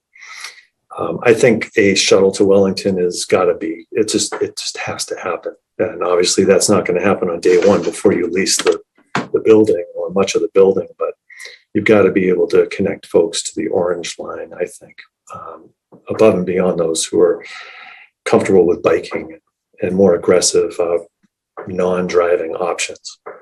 Are there showers in the building, plans for showers, not for the public's consumption, but for those employees working in the building? I don't know that we have an actual direct shower plan right now. I think as the building footprints develop, as the end users are identified, I mean, it's certainly something that could evolve, but I don't think we have a direct plan for that right now in the building footprint. Yeah. Okay. Yeah, and just to answer your shuttle question, David, it's not something that we're foreign to. We're actually working on a shuttle plan for another project in Dorchester right now. So it's not something that's unfamiliar to us, and something we can certainly look into for you as well. Electric charging stations in your garages, did your plans include a number of those as well? Yeah, I think we're certainly able to incorporate those within the planning. Okay. I had some concerns, I guess, around just it is such a tall building on a relatively small footprint. I was very surprised we didn't hear more from police and fire on the sort of rotation, accessibility, entrance, exit at the site. Given that it's only a right turn out, I'd be concerned that you're going to have folks queuing in the drive lane, and if something happens at the wrong time, that could be a real problem. Does anyone from the city know, does the city even have equipment to deal with the height of this building from the access point, which will be so close to the building itself? Can they get to a top floor and put out a fire? Andre, David, actually, Chief Friedman is on the Zoom. I saw him. I don't know if he's still on. I'm right here. Okay. Put the video Chief. back. So to answer your question about the getting to the top floor, obviously a building this tall, our aerials, the way we would fight a fire in this would be from the interior. So we look at elevators and stairwells and, pipes inside. So we would basically take a high-rise pack and go in and fight it from inside. As far as getting to the roof, it's definitely taller than our longest ladder. So clearly it fits the definition of a high-rise. And that's why the codes are all there that we would go in and fight the fire from the inside. And As far as like the proximity to the building, I guess the closer to the building you get, the higher you can go, obviously. So, but you know, with this building, like I said, we're not gonna, the heights of the floors and stuff, raised it up over the highest ladder. So once that happens, it's considered high rise. And then, like I said, we would fight everything from inside. okay, I appreciate your input. Thank you. Steve, could you just state that that's a standard thing? It's not because we don't have anything this tall, right? Because I'll note we have buildings behind City Hall that are pretty tall. I, off the top of my head, don't know how tall they are. But is this, are you making do versus this is how you do it? No, this is how you would do it. This is the way the code works. And when they go over that height of the ladder, it also would change, it changes, it brings into light all the other codes that would make it, it changes the construction of it without getting into the specifics of it, but it would make it, constructed in a way that we would be able to, limit the fire growth. It would cause it to be completely sprinkled. And like I said, we have our systems in there with elevators and standpipes, and it's just a different way of fighting fire. You just you're less. You don't really need to have an aerial reach a roof on a high rise because you can get there through other means. Right. I assume. Can you explain whether a building like this, obviously a building of this size is sprinkled. Are there special systems that are installed for, high-rise lab?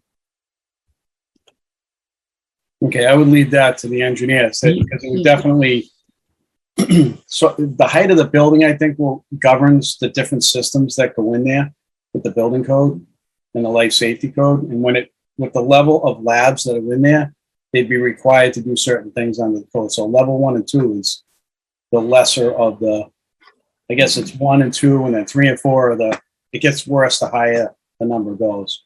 So, and I don't believe 3 and 4 was ever mentioned. It's just 1s and 2s. That's what they're talking about. So it's a lower risk than the higher number. Thank you, David. And we do have the engineer from Jacobs on too. I don't know if you want to touch on any of that.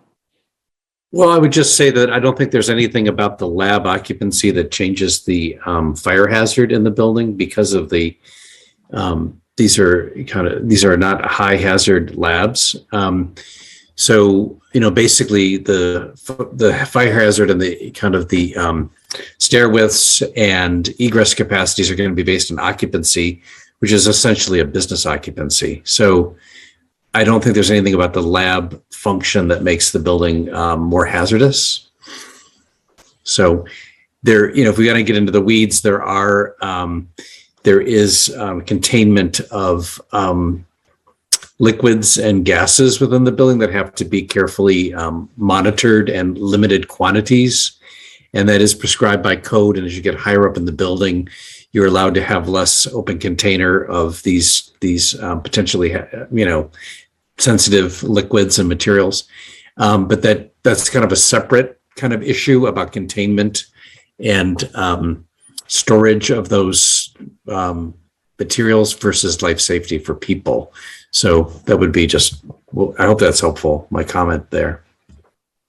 Yes, thank you.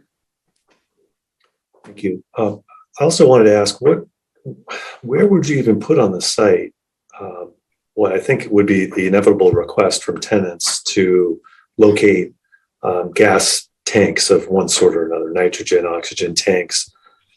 I think it's very common to see for a building of this size. I would imagine inevitably you're going to have 3 to 6 tanks, 1 to 3 tanks. There's going to be some number of clients who will want to see that and use that. So oftentimes that is sort of more point of use within a laboratory suite. And so that would be built into the fit out per floor. They will use smaller quantities like in canisters, things like that. If the building is developed where there's more centralized supply of gases like nitrogen or compressed air, that would be in a room within the core and the ground floor. It could be a place that you carve out either near the loading dock or even in the carved out of the parking garage in terms of the basement location. So that would mean that would be part of the kind of core building amenity for tenants, which is an option, or it's developed kind of more point of use and built into the fit out by tenant. So there wouldn't be any centralized kind of infrastructure for those gases. Okay. If someone could address too, the difficulty of this site, we have so many places in Medford where it's almost difficult to get to these spots. This is like you get the one way this way, you get the one way that way. You try to give directions to someone from out of town to get to a location like this in Medford. It can be very difficult. And I guess I'm a little skeptical about the accessibility currently for folks to get to the cafe. Is it really something that the community can take advantage of? Like, how do I really even get there? There's 3 parking spaces on site. Are they using the garage, the community space? Maybe you could just walk me through, like, what's the plan for the public to be invited to the location in its current configuration, putting aside the fact that, hey, maybe the parkway will be developed in a different way that will be more accessible up and down the line in the years ahead. So Quinlan, I don't know if you want to touch on that one. I'm happy to as well. I think the idea is that the cafe space is very public. I think what we're doing is we're really planning for reinforcing the pedestrian circulation along the edge of Mystic Valley Parkway. So I think there's a hope and a goal that we're planning for how this sort of area of the city is going to develop and become more vibrant and more engaged. And I think, providing more surface parking or more parking of any kind that's visible and accessible really kind of works against that, especially since we have such a tight piece of frontage there. So I think we do recognize there is some need. I think we're trying to be very deliberate that hopefully the use here is supported by the occupants of the building, the future occupants of development on either side, the strong pedestrian circulation along the leading edge of the street, and hopefully the development of that public plaza area as a reinforcement to the park on the other side of Mystic Valley Parkway that could encourage people to come over. So I'm not sure if that really answers your question, but I think we're really focused on making sure the cafe and the functionality of that space has a strong connection with the way it's being designed. And we don't sort of take the easy way out and just put a bunch of surface parking so it's easy so that Quinlan and his team can just get somebody in there. We want it to be the right use in a way that makes sense for sort of long-term planning. I don't know if that answers your question, but that was sort of the genesis of how we were thinking about it as a team, trying to be more holistic. Yeah, I appreciate the comment, and I guess it's worth. I liked hearing from you that the cafe is going to be an amenity for the employees in the building, which that's probably the biggest driver of it. And if it is a community amenity at the same time, it's better for everyone too. But probably going to help you lease space and keep folks happy coming to work in the building. That makes a lot of sense. Andre, I'll pass it back to you. Okay. Can I just jump in for a second on that? Sure. I think, Brian, what I'm sort of feeling, and I'm guessing this is sort of what David's feeling, is that there's something about the cafe and the public space that still feels a little unconvincing. And I know that, putting these sort of amenities or retail spaces in a building is like super important, but it just feels like the retail space is like, gosh, if they even manage to get anybody in that space, that it's just going to be, it's just not going to have the sort of draw and activity that we wish it would. And I don't know that I have an answer to that. Initially I was sort of wondering if it was bigger space. I'm a little unconvinced by the community space as well. I was wondering if there was maybe some sort of crossover where both those spaces could be combined into something that's a little more vibrant. Maybe it's a combination of the two.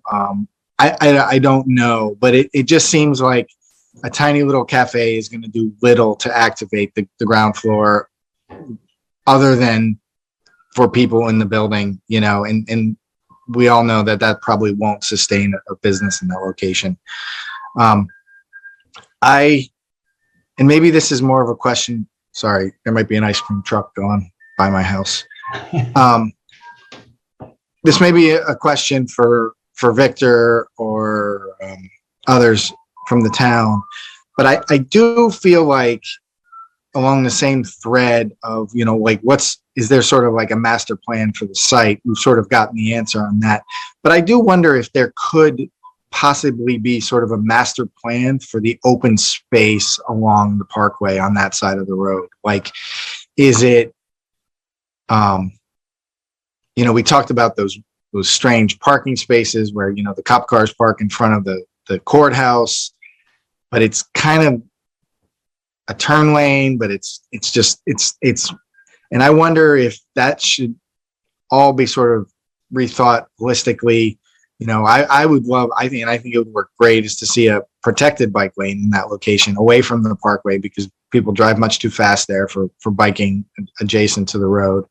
I think, you know, just thinking of that street section and how we could, again, maybe this project is a you know, an example of how we'd like the rest of that strip of road to be handled. But I'd love to see like a street section where we talk about, you know, there's a bike lane zone and there's a pedestrian zone and there's a planting zone, and it's really thought through, and then that could be sort of implemented on, you know, all the way down to Wegmans and towards Wellington. I think that would be maybe a really nice way to sort of start the development in this area. And because I do think that parkway's, it's a really nice area. The sidewalks now are pitiful, and it could be way better. And I think the development of an active strip like that would actually really go a long way in activating and drawing people out along that edge. Vic, I'm just going to say, you don't, you know, we know that you're under the weather, not expecting you to hang on here. We're going to be continuing this till another meeting, so don't feel obligated, please, to keep participating at this time. Oh, thank you for the out, Chair LaRue. I appreciate it.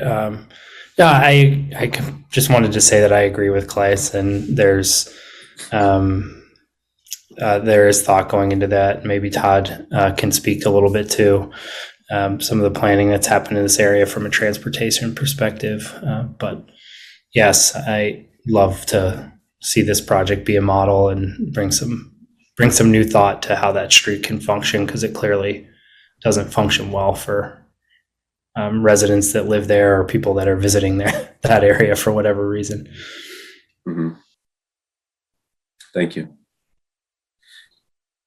So I think we've heard from a number of the board members some things that we'd like to see some more details on, particularly perspectives and renderings, to give a better sense of the edges of the site and how it's experienced by folks on the ground.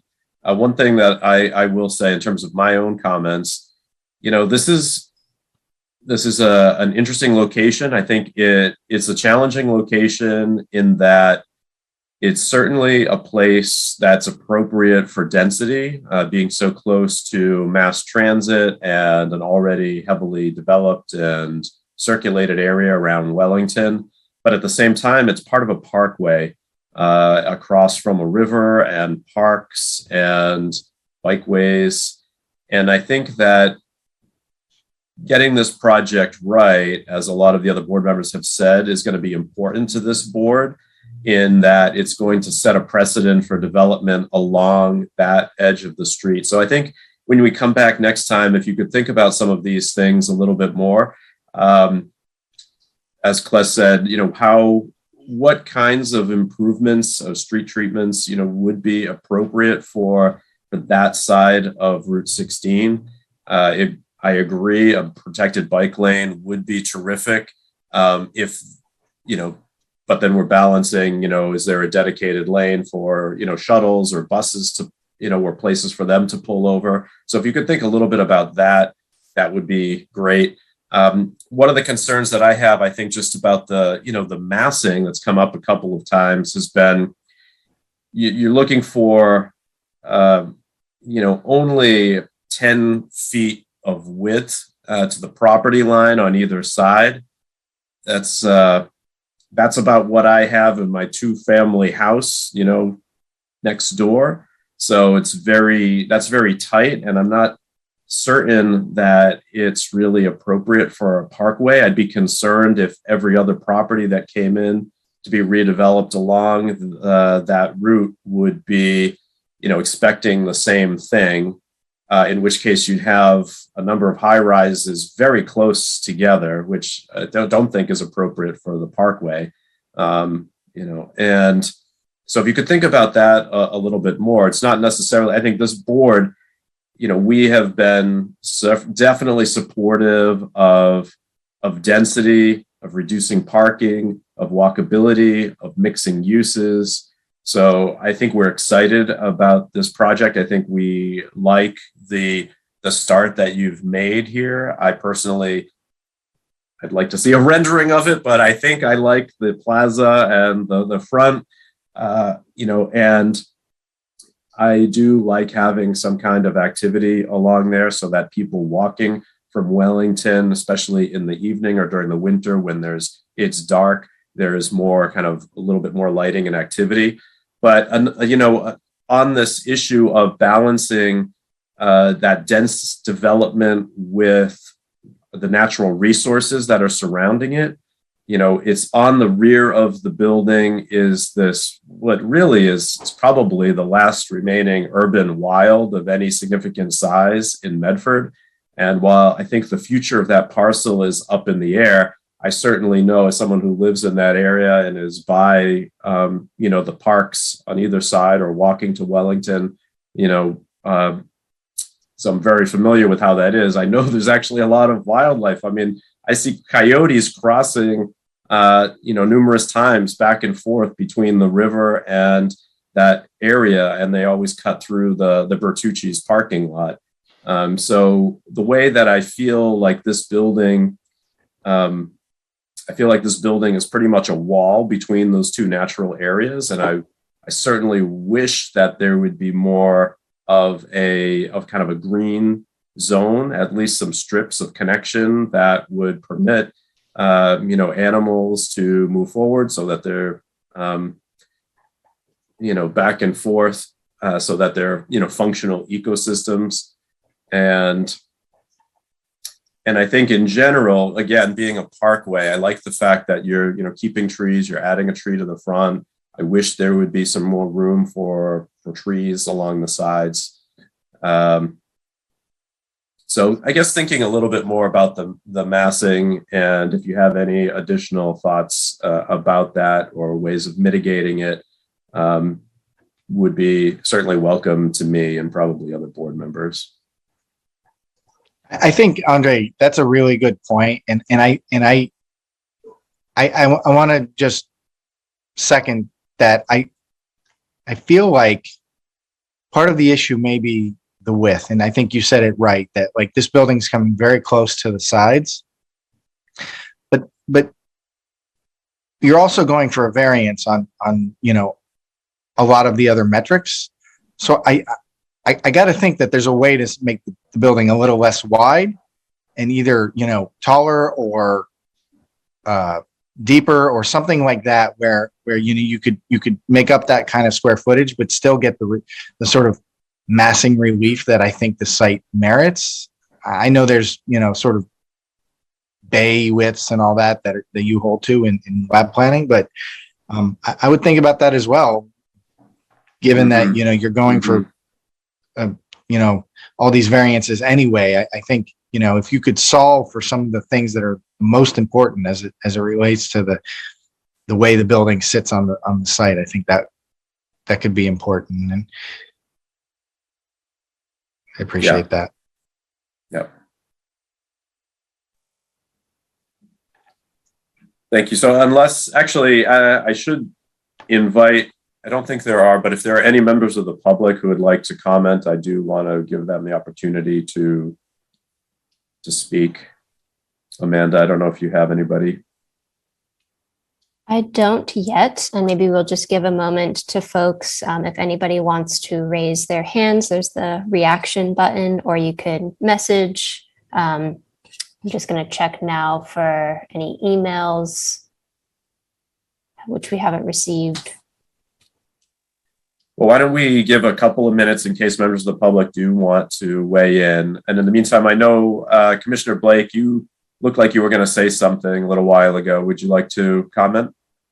Sure, just quickly, I wanted to mention to Clace's comment and yours as well regarding to the board and the proponent, please don't feel limited to my mitigation recommendation number 2 that suggested the concept of the bike lane in the shoulders with paint only. That was mostly a short midterm, solution to connect a lot of points that we're connecting in Medford for bicyclists. The long-term vision could definitely be what Clace has suggested. So if and when it gets approved a condition to include that, don't feel limited. Look at all the cross sections.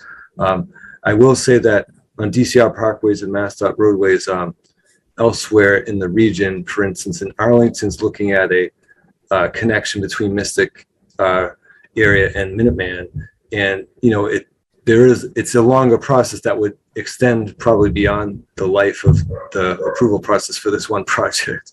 So it starts with this feasibility study, then it goes into design after, and then construction. So, but that could very well be the long-term vision of both sides of Mystic Valley Parkway as well, just like what's going on in Arlington and near the Mystic River to Minuteman area. So just, yeah, that was all. Just don't feel limited by that suggestion. Open to any and all bicycle improvements in the area. Right. Thank you, Commissioner. Thanks, Tom. One thing we haven't touched on that I will ask when we have a minute waiting. We haven't talked about noise, and I'm wondering whether you could speak a little bit about that. What might the noise levels be around this building? And then also getting back to that light issue, I think in terms of my comment about balancing that kind of density, that bringing people into the space with respecting the parkway and the natural areas around it, I don't know what's the best design solution, but if you could think about that a little bit more. I'm a little concerned about noise pollution and light pollution from the site. Yeah, thank you. I think Q3 and Jacobs could probably take most of that. I know there is a lighting plan that was in place by MDLA. I'm not sure if, I think they're still on here as well. So they could speak to that. And I think Jacobs could probably add a little bit more detail to the noise as well. So I'm happy to jump in on noise. I mean, yep. The beautiful thing about the penthouses, the way that they're being accommodated is that they are enclosed mechanical units, right, and spaces, so that those there's an ability to acoustically contain the mechanical equipment, so that the noise transmission to the neighborhood should be minimized, very minimal. So again, rather than having a lot of exposed mechanical equipment on the roof, it's behind an acoustical barrier. So, and in terms of the units themselves, they would all be rated to minimize any vibration or noise that would be audible within the neighborhood. So I think that's probably would be a very limited concern about noise. And in terms of other activities on the ground floor, I can't think of anything. The loading dock is contained, so I think noise should not be an issue. And again, light, I'll defer to Cube 3 on this, but in terms of site lighting design, obviously we'd be aware of the City of Medford standards and also kind of dark sky kind of criteria. Yeah, I think we'll be managing that closely as the design moves forward. I think, again, one of the objectives is not to illuminate the building, but really reinforce the public realm. That's going to be the primary objective. So, yeah, this is Mike Rettenmeyer from MDLA. We did provide a photometrics plan for the site lighting. So along the perimeter drive, we are including wall-mounted lights that are cut off so there's no spill over the property line along the perimeter, but that does safely illuminate any walkways in the drive surface around the perimeter. And then for the entry plaza, we're including low-level bollard lights to illuminate some of that pedestrian circulation. And there's some decorative light poles that highlight the main circulation to the entry lobby and the cafe space. Again, all safely illuminating that entire plaza. And then along the parkway, there's some existing Cobra head lighting that are not, we don't have that factored into our photometrics, but those are existing. And so, you know, we're not messing with any of the light levels at the parkway, but providing appropriate lighting at our curb cuts and things like that.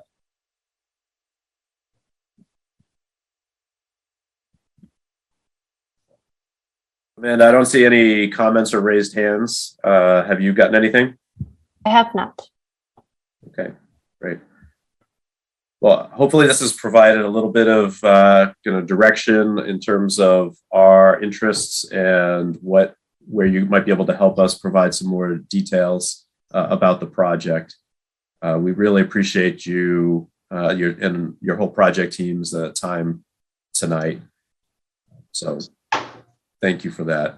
I think I would entertain a motion to continue. And I think we have to, Amanda, do we have a possible date?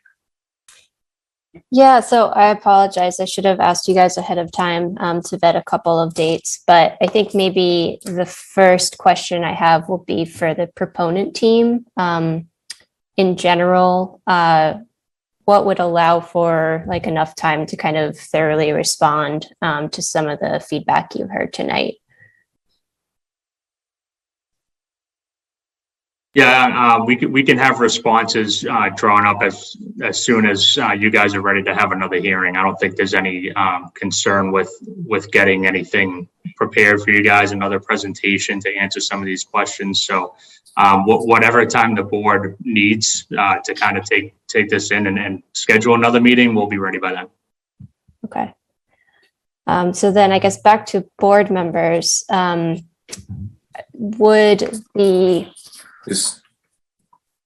Would we do 2 weeks or look further out? I mean, June 1st or 2nd.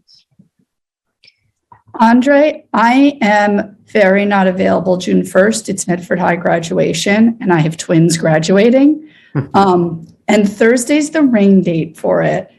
So I hesitate. I know the board doesn't revolve around me, but theoretically I should be here.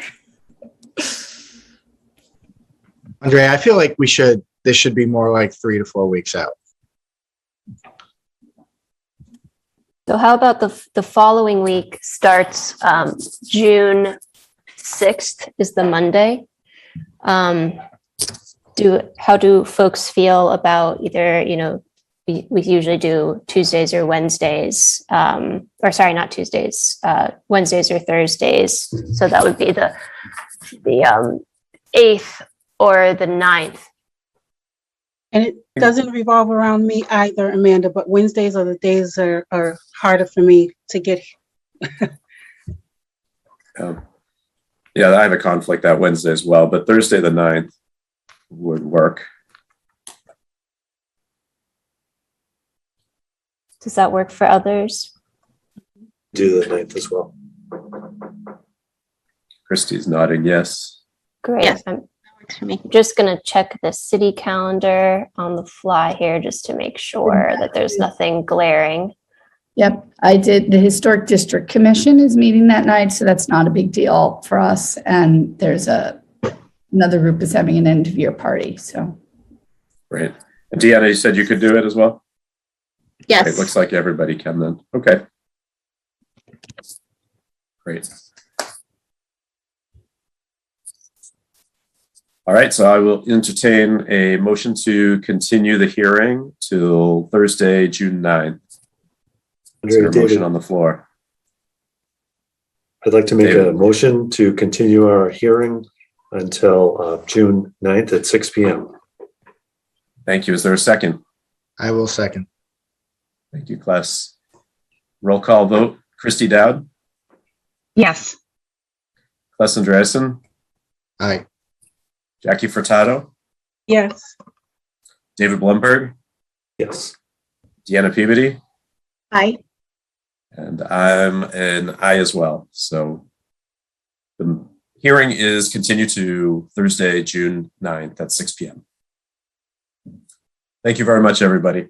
Mr. Thank Chair, you all. members of the board, thank you so much. Thank you. Really appreciate your time.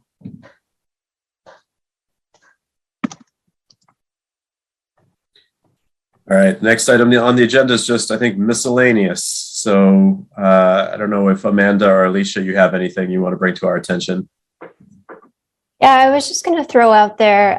So actually, this may sound like I'm repeating myself from last meeting, but the Great American Beer Hall community meeting was actually rescheduled to this Thursday at 5 p.m. It'll be virtual. This is for the site at proposed for 142 Mystic Ave. Again, no obligation for board members to be there, but just wanted to put it on your radar. And we feel that, this is a project that may be coming to us soon. So wanted to mention that. And just one other thing, I will send out an email this week about collecting some signatures from folks we have a couple of past minutes that can be signed off on, and then the Mylars for the accepted public ways from last meeting. So I promised to get that out to folks. And so just wanted to, have that on your awareness. Right, so you'll send us like times we can come in by email, right? Yes. Okay. Yes. Great. Anything else, Alicia, that you wanted to throw in? I was just saying the things that are on my radar are around the comprehensive plan, and we just discussed that with this board. And so that I'll just say, in case we haven't lost every single member of the public, that the comp plan consultants will be at Circle the Square on Saturday, June 18th to talk to people. The other fun thing, we're moving along with a Morrison Park redesign. And we were in the final stages and decided to go out for more public comment on swings. Anybody who's passionate about swing layouts?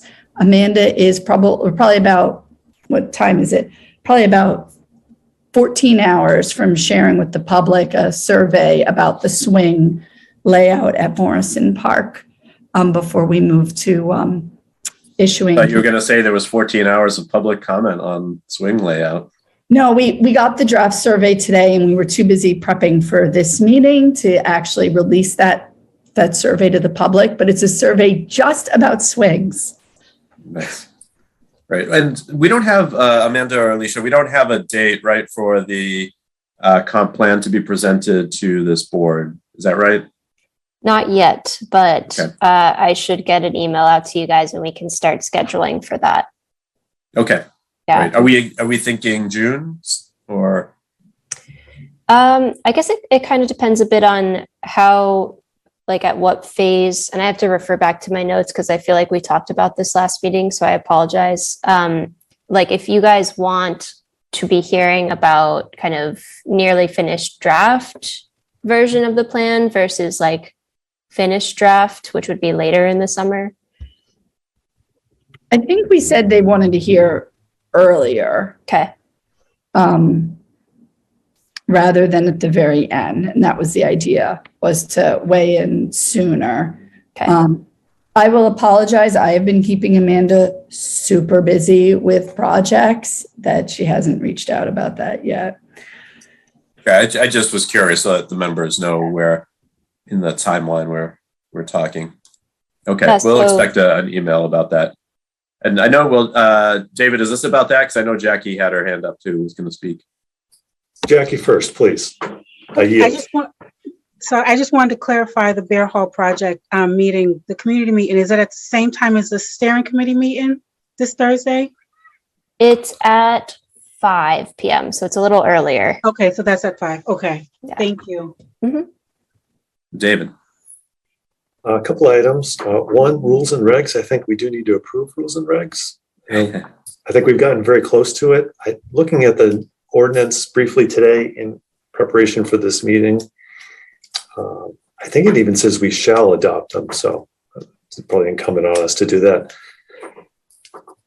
I know it's not a headliner of an item, but didn't want to lose sight of it. Second thing, along the similar lines, the vacancy on the board and the associate member of the board. And maybe third, in a three-part question, the extension of some of the terms of current board members. So I can take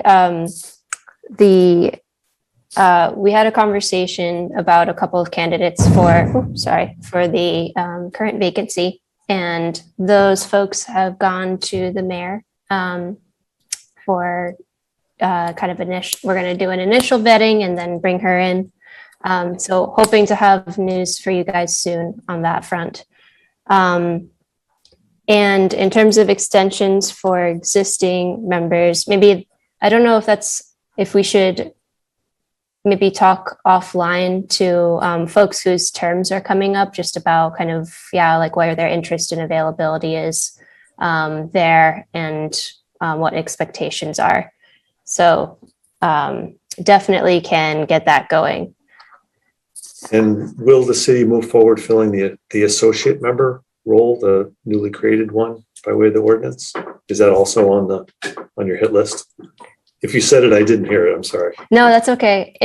I think that, could be a conversation moving forward. I want to say that our priority right now is to fill the current vacancy and to have an understanding of, I think there are 2 member terms, so Andre and Deanna, that are coming up that will, need to take precedent. But if the board has ideas or preferences on kind of prioritizing, feel free to let me know. We will be doing a push out for these various seats, or they've already been pushed out, but we'll continue to do so. And we're hoping that we'll get, as a result, continue to get candidates and applications. And so can have an eye as we're going through those to, a potential associate member. And I think there are some good potential candidates, but if there are other folks that any of you know who you think would be good, you can still encourage them to apply. Be good to have as big a pool as possible. Yeah, in fact, if it's of interest, I could send, there's a small blurb that the city's put out for promotion of the vacant seat now. That would, be used for any vacant seats that come up. So I could share that with the board, and you should feel free to circulate within your networks as well. That'd be great. Andre, I just Jackie. quickly, I realize I've spoken to Alicia and the mayor about this, but so I was reappointed by the governor as of March 3rd, actually as of February. So I have a new 3-year extension until 2025, and I was sworn in on March 3rd. And I just realized I neglected to share that with the board. Great. Thank you. Congratulations. Thank you. I just wanted to clarify in the calendar, because there was something, I think there was some confusion. The Comprehensive Plan Steering Committee, Jackie, is meeting Wednesday. Oh, Wednesday. Okay. Thank you. The Great American Beer Hall is Thursday at 5. There's also, I think I'd mentioned to you all that the MBTA bus routes, that network, so they actually released the draft network. There's a meeting Thursday night for the public, the greater bus. It's not a Medford specific meeting. And those bus routes, the drafts are now out there. They really need people to comment on them. I highly encourage people to look at it. The interactive map is pretty helpful, I think, because you can hover over a route and it'll highlight the route for you so you can see them. I am actually gonna forward this specific, Amanda, it's much easier for me. Can I send it to you and you send it to the board? Because Amanda has you all as a shortcut and I would have to go find. Yep, go ahead. So an email went out today about this. That is the map, the remix map a network planning tool, a static map, and then there are ways that you can provide feedback, including they have an online feedback form in many languages. They have a phone number, and you can you can mail written comments. And then there's going to be some meetings. The one this Thursday is a system-wide meeting. There's going to be one that includes Medford that is considered that's actually the inner core meeting on June 16th. However, Medford's in a weird place relative to the MBTA. This is in the message, but when you look at the names of the meetings, the one that's Mystic River and North Shore doesn't mention Medford. It's kind of more our neighbors to the north, but there's a lot of overlap. And then there's one Minuteman and Metro North that's sort of our neighbors to the west, like Arlington, Winchester, but it includes overlap with Medford. So there are a bunch of meetings. You just want to look at this stuff yourself. But I encourage I dropped in the link into the chat. Great. It's really, I can't stress enough the need to really hear from people about this. Todd and I can't just speak for the whole community on this, although we've given them some feedback. But we really need to hear how this will really impact people. We lost bus routes with the pandemic and they haven't come back. Right. I will tell you that the one that we've talked to them, we've talked to them about a number of routes. There was one that we've talked a lot about, is 710, the one that used to go through North Medford. And they had been running a shuttle, basically. What they've said is the MBTA buses are too big for Fulton Heights. So this new proposal has bus routes on either side, on Elm and Highland and Fellsway, and not one up through the middle. And what we need to keep pushing for is a smaller physical bus. And that's not in their model right now, to really go in the middle of that. The others are the express buses, and that's something that they're kind of presenting, is that they're creating a lot of what they consider rapid transit buses, where they're going to run more often than every 15 minutes, and Medford's going to get a couple of those. So they're not planning to bring back the routes that just shoot down the highway to Haymarket. But there's actually one that goes every 15 minutes from Medford Square through Sullivan Square to Kendall Square, which is an interesting change. And they're sort of saying, if you're going to downtown Boston, you should take one of the many routes that'll go to Wellington and then hop on the Orange Line into downtown Boston. That's kind of been their answer to us on that.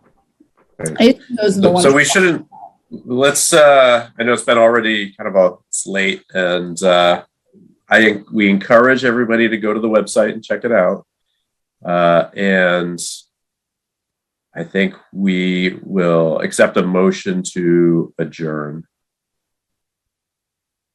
I think we already lost Kless. I think he thought we were done. Andre, it's David. I'll make a motion to adjourn. Thank you. Is there a second? I'll second. Deanna. Thanks, Deanna. Roll call vote. David Blumberg. Aye. Jackie Furtado. Aye. Deanna Peabody. Aye. Christy Dowd. Aye. I'm an aye as well. Meeting is adjourned. Thank you, everybody, for all your time. Thank you. Thanks, everyone. Have a good night. Victor, hope you feel better.